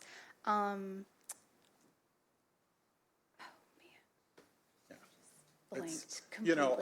I think they can look at they can look at the houses and see. Yeah, and they'll be able to go in and tour them or whatever. And so we haven't done like an inspection or anything for. No, I mean, our housing people have gone in and looked at them. Gotcha. And, so our housing department says they're not candidates for demolition. So that's good. Well, I don't think so. Okay. I mean, Okay. Corporation Counsel, do you have something to add? You're animated. We're selling them as is. Yeah, we're right? selling them as is, so we're not saying that they're candidates. We're not implying that there's warranty of habitability or anything like that. We're just selling them as is. So, it's not a danger to walk through those at this point, and that's what our housing inspectors would be looking for, is whether or not there's an immediate danger, but they're not going there to warrant, any part of that construction. We're selling them as is. Okay, thank you. And they're out for bid, right? Yeah. They'll They're out be for bid. RFP. It's not like we're Yeah. charging their full price for them either. Right. Yeah. So if And- someone gets them at a good deal, and Yeah, the RFPs are open through the end of the month. Interested parties can submit. And I looked at the postings for the houses, and we're requiring something of people regarding redevelopment, right? Well, not necessarily. I mean, There's something they have to sign. No? no, I don't. Not necessarily. Okay. I can talk with you afterwards to see what Again, you're maybe I invented pointing it. to. Okay, sure. All right, well, thank you. Hopefully that clears up some questions for folks, and I appreciate it. Yep. thank you. Thank you, Chair. Don't leave, Mike. Alderman Rockford.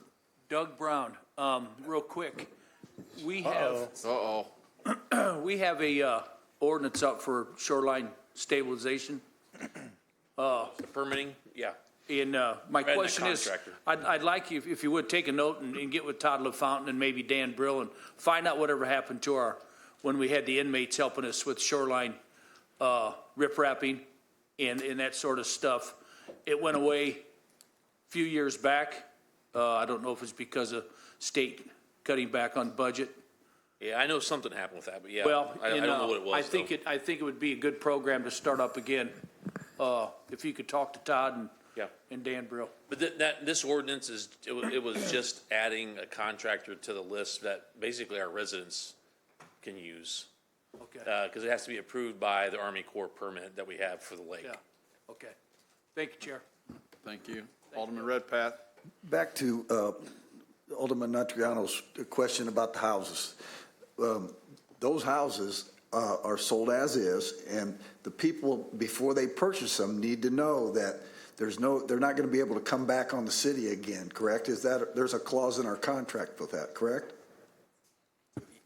Yeah, again, I would need to review that, but I believe that's in there. I don't know the exact language, but I certainly know that we are selling it as We is. paid for them once. We're not going to pay for them twice.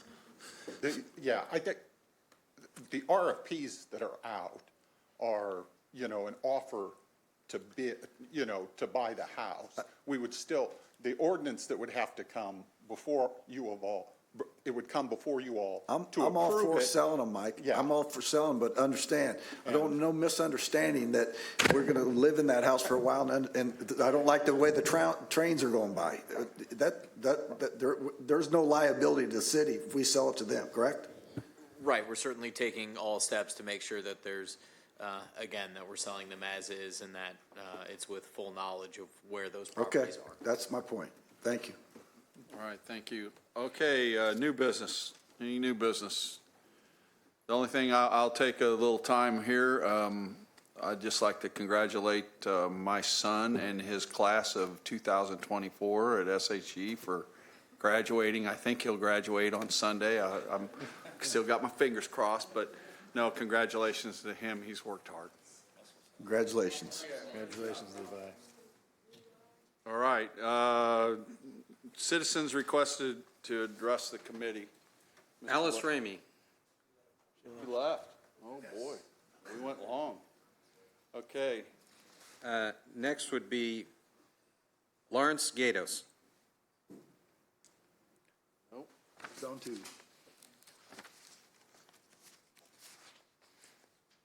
Douglas Hewitt. Hewitt Douglas.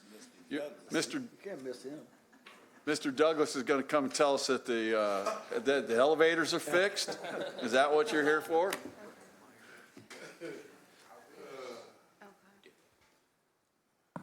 With all due respect, my name is Hewitt Douglas, a resident here in the city of Springfield. I want to thank all of you for taking the time that you take to do what you do. But just like the citizens of Springfield, we at Lincoln Tower deserve to know where our money is spent. I pay the taxes on Lincoln Tower. I pay for maintenance at Lincoln Tower. I pay for garbage pickup at Lincoln Tower. If you think home ownership is just the only person who pays taxes, renters, isn't that right, City Council? Don't renters, their money, go into whatever it is that you're taxing them for? I'm telling you, we're getting frustrated. We had a meeting last Friday, and our alderperson and the management asked for that meeting.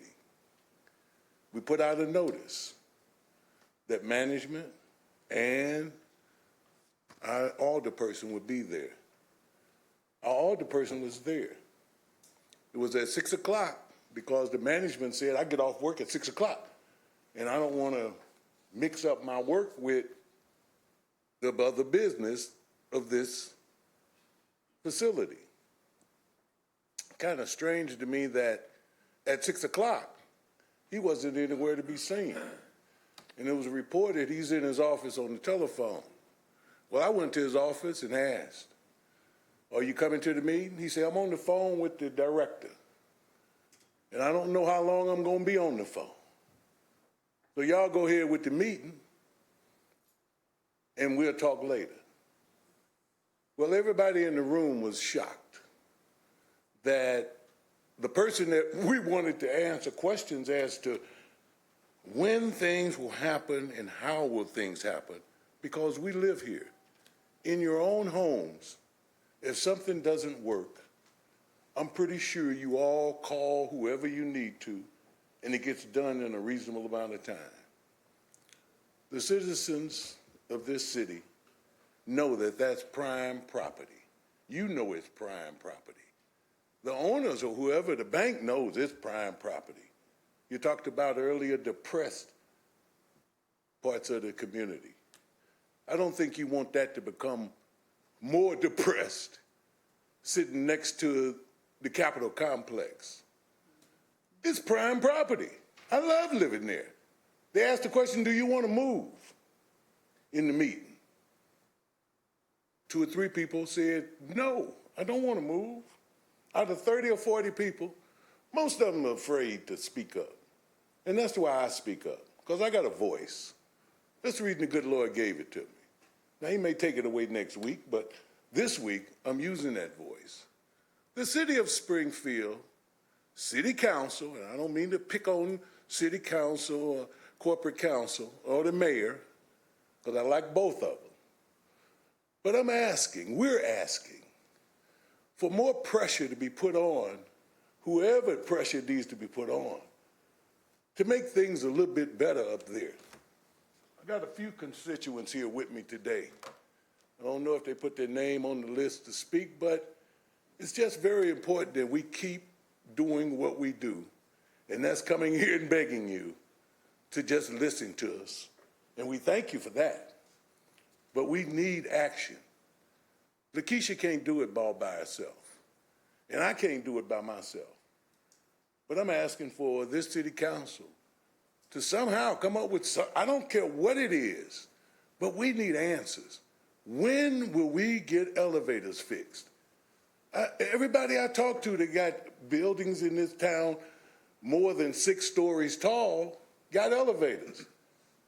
And I got one 17 stories tall without the 13th floor. But the bottom line is, we could not continue to keep walking up and down steps. Parking lot, we found out that we may be losing the parking lot on 4th Street because the Freedman Corporation said they're not going to any longer pay for that lot. Well, if they're no longer going to pay for that lot, where the heck do these other folks park when we need to park?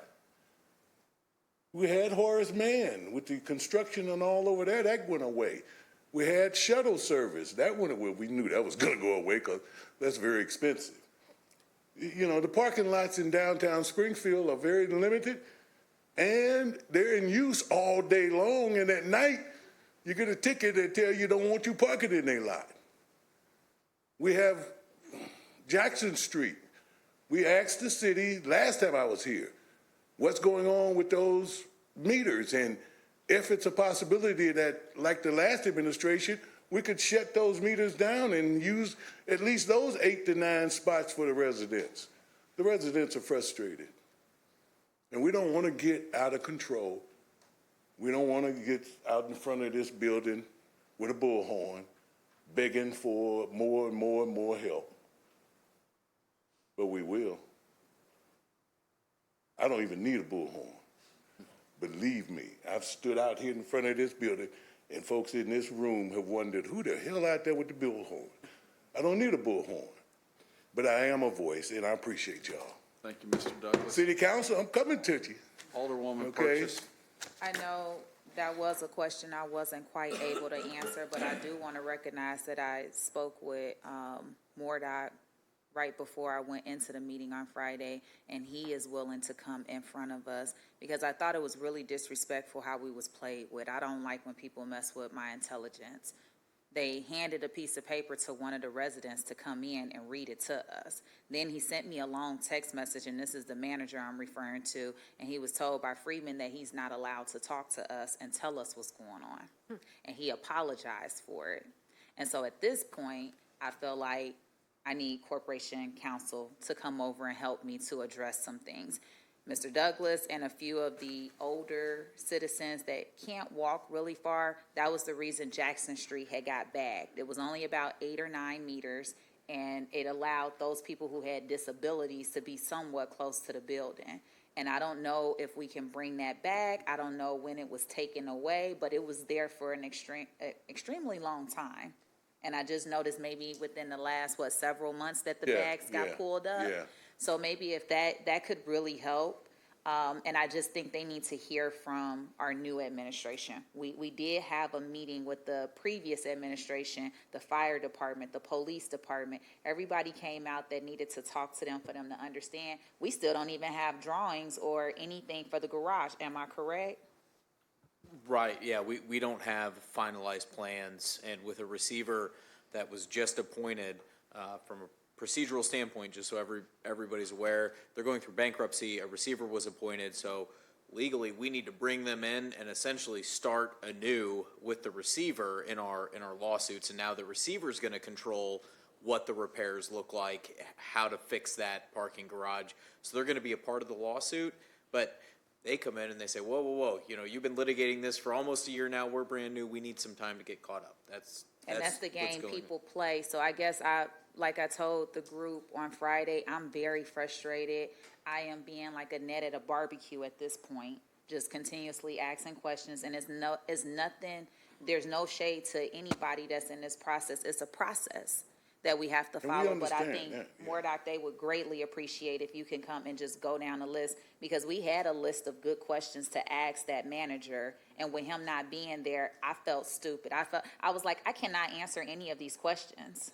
Yeah, I'm happy to go back there. I went for the inspection. I'm happy to go with you and to answer the questions that we can and explain what the legal department's doing to address the concerns that are repeatedly brought to the city council and aren't being addressed by the management. Thank you. And Mr. Douglas that question was asked, what do we do? Because it was always also asked about the incident that you have going on in your ward. So they said, well, can we attack them like what's going on in Alderman Donelan's ward? I said, well, I don't know if they haven't paid the water service. I don't know how any of that works for us to really step in, but people are paying attention to what we're doing in other places and feeling like stuff is not happening for them. And I said, I don't feel like that's it, but I think the city coming in to help me talk to you all will make you feel at ease and let you know what's going on. Yeah. So thank you. I'm happy to explain that. Thank you. All right, Alderman Rockford. Mr. Douglas, do you have any elevators working in that building? One elevator has been pretty consistent. 1 out of 3? But 1 out of 3. And as I said, everybody I talked to that buildings over 6 stories, there's a few buildings that don't have elevator at all working, and I understand that.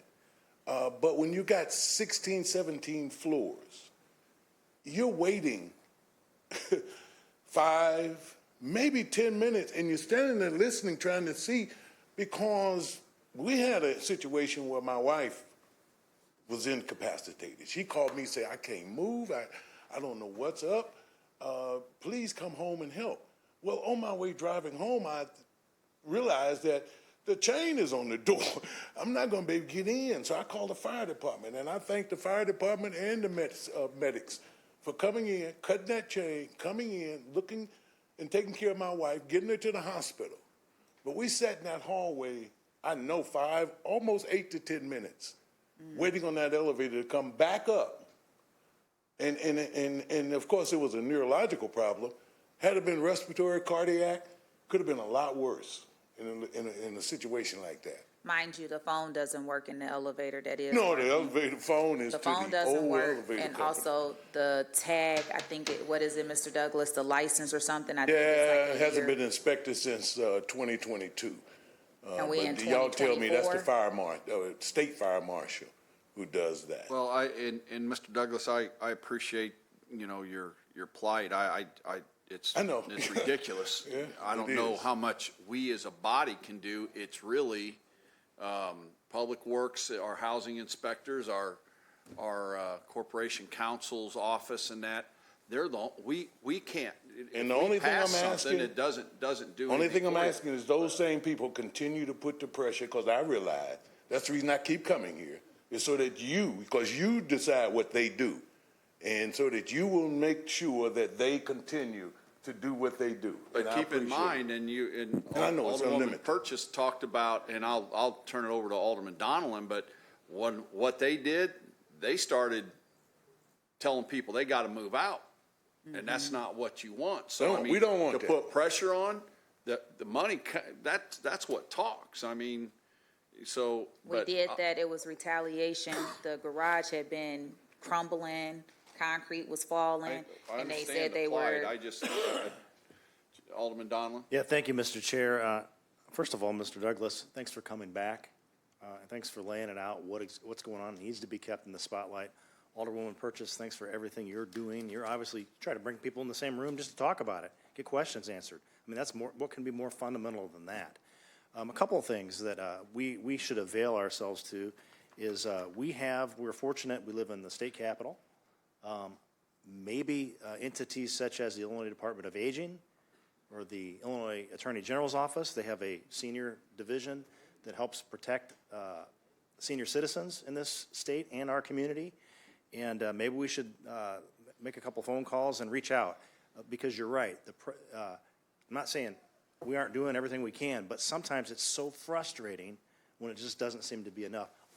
Quite frankly, all you care about is, let's get our elevators working, let's get these problems resolved so you can go about living your lives, right? Yeah, It's really yeah. that simple. Yeah, So living that's just a comfortably, yeah. suggestion, and maybe you guys have thought of it already, but and maybe there's another agency that can help out. It can't hurt. So anyway, thank you. Mr. Chairman, Alderman Gregory? Go ahead. no, go ahead. I just want to say two things. In my opinion, I don't know, I'm sure we've tried everything, but it seems like we just need to condemn the building and be done with it. And unfortunately, move folks out of there. And I know it may not be today, but we need to, that's probably what we need to do to it. I'm tired of hearing it. The garage is a mess, and these people are coming up here, and I know you're trying to do everything. I'm just saying, that's my opinion on it. These buildings and stuff like this they know how to play the game. We just need to condemn it. Obviously, if they can't get up and down the thing, it's a health situation. They can't park underneath. Winter's coming, summer's coming. We got older people walking and stuff. What's the point of even letting them live in it, in my opinion, So, and my second thing is, which is on a happy note, there is a lovely book sale at the Lincoln Library this weekend. I have to say it because it's important as well. So I just wanted to say those two things. And Mr. Douglas, I'm with you. We'll do all we can. And, I will say that, we've taken some swift actions on buildings that we can, and we use some emergency orders. And, I understand. I push for us to, do all we can and be done with this little building right here. So, But to me, condemning the building is the last thing that we want to do. If it comes down to needing that building condemned, I'd be the first to agree, condemn it. But I think that building and the property and where it sits, understand the agency that's in that front building, that shouldn't have been a building sitting there in the first place that caused the garage to collapse. There's another agency, and if you condemn that building, you're going to have to condemn that front building also. You're going to condemn that whole property. I was just told there's 190 units in that building at 40% capacity.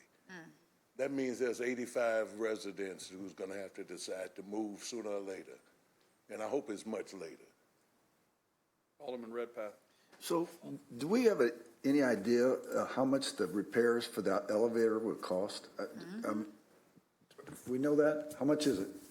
They've provided a rough number to us, but they've said that they have to go back and forth because parts can't be made and it's being shipped out to another country. Because it's so old? Yeah, that's the repairs. So and that they was just- the last H&A was that discussion. Well, my question is, if we came up with some money, not saying city money, I'm just saying, if we came up with some money to repair the elevators, could we put a lien on the property for when it does foreclose, that we would be able to recover that kind of funds? I mean, it would depend on the source of the funds, and how we're addressing that. We could, if it was like a short-term loan or something, we could do that. A TIF agreement, we would have a recapture again. I'm not trying to commit the city to any funds. I mean, Just there are understand, ways. I'm trying to figure out if there's a way to fix the darn elevators so the people can be safe. I mean, if we go down that route, there would be a way where we could come up with a funding mechanism that we could put a lien on the property. The issue is we couldn't have a priority lien over any sort of mortgage, so that would be extinguished in the bankruptcy, which they're going through now. So lien holders wouldn't get. It wouldn't protect our money. It wouldn't protect our funds.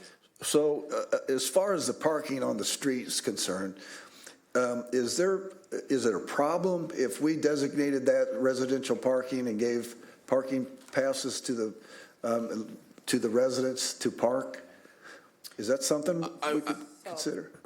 I think the problem, Chuck, we ran into previously was when session is in, you gotta have so many spots available with all the. Them legislators can walk. It's not, These people not need. them. They already have parking spaces. It's everybody that's attending to go in, whether you're a lobbyist or you got advocacy days. That's what made us only do Jackson Street. And then we made it where it was just confined to people with disability, had handicap stickers for them to be able to park. The parking garage down the street where the bank is, the only issue we had, and I asked could CWLP put lights in the alley because the women have to walk with sticks when it gets dark because it's pitch black back there. Is that still a city parking ramp there at 4th and Capitol? Our police department is in there, I believe. Isn't that right, Chief Scarlett? I think it's INB. Okay, yeah, so that's the bank parking lot, and they pay $71 a month to park there. I'm just trying to get some answers. Can I recommend that we need to get a small group together and work this out? I don't, doing Ralph, it I out don't here. think, I'm sorry for Doing it out interrupting here, you. I just don't, we're not going to get anywhere. I Well, mean, we I keep think going it's with the just, same. Mr. Douglas, let me speak real quick. I think it's just them coming forward with what I just said. They're feeling like things are not being addressed and they're looking at other projects being addressed. So I think this time after Murdoch comes out and he talks to them, he walks them through the process of what's going on, I think people will be a little at ease to know where a timeline is. My issue was you guys saw me get teary-eyed up here. We had a 93-year-old lady, now she's passed, Miss Mimi or Miss Mimi. She had to sleep downstairs for 3 nights in a row because the elevators wasn't working by the time she got home, and she couldn't walk up to the 17th floor. That's a problem for me. I would be pissed off if my grandma lived there. Well, I want to don't cause any further dissension amongst y'all, but I think Brother Redpath and some of the others have a good idea that I think Friedman needs to be talked to, and Friedman can answer some questions. And if City Council, Corporate Council, and Alderperson that's interested would talk to him, I think some of these things could be answered. That's all I'm saying. That's all I want. Corporation Council, did you have something to add? No, just, I'm happy to meet with them.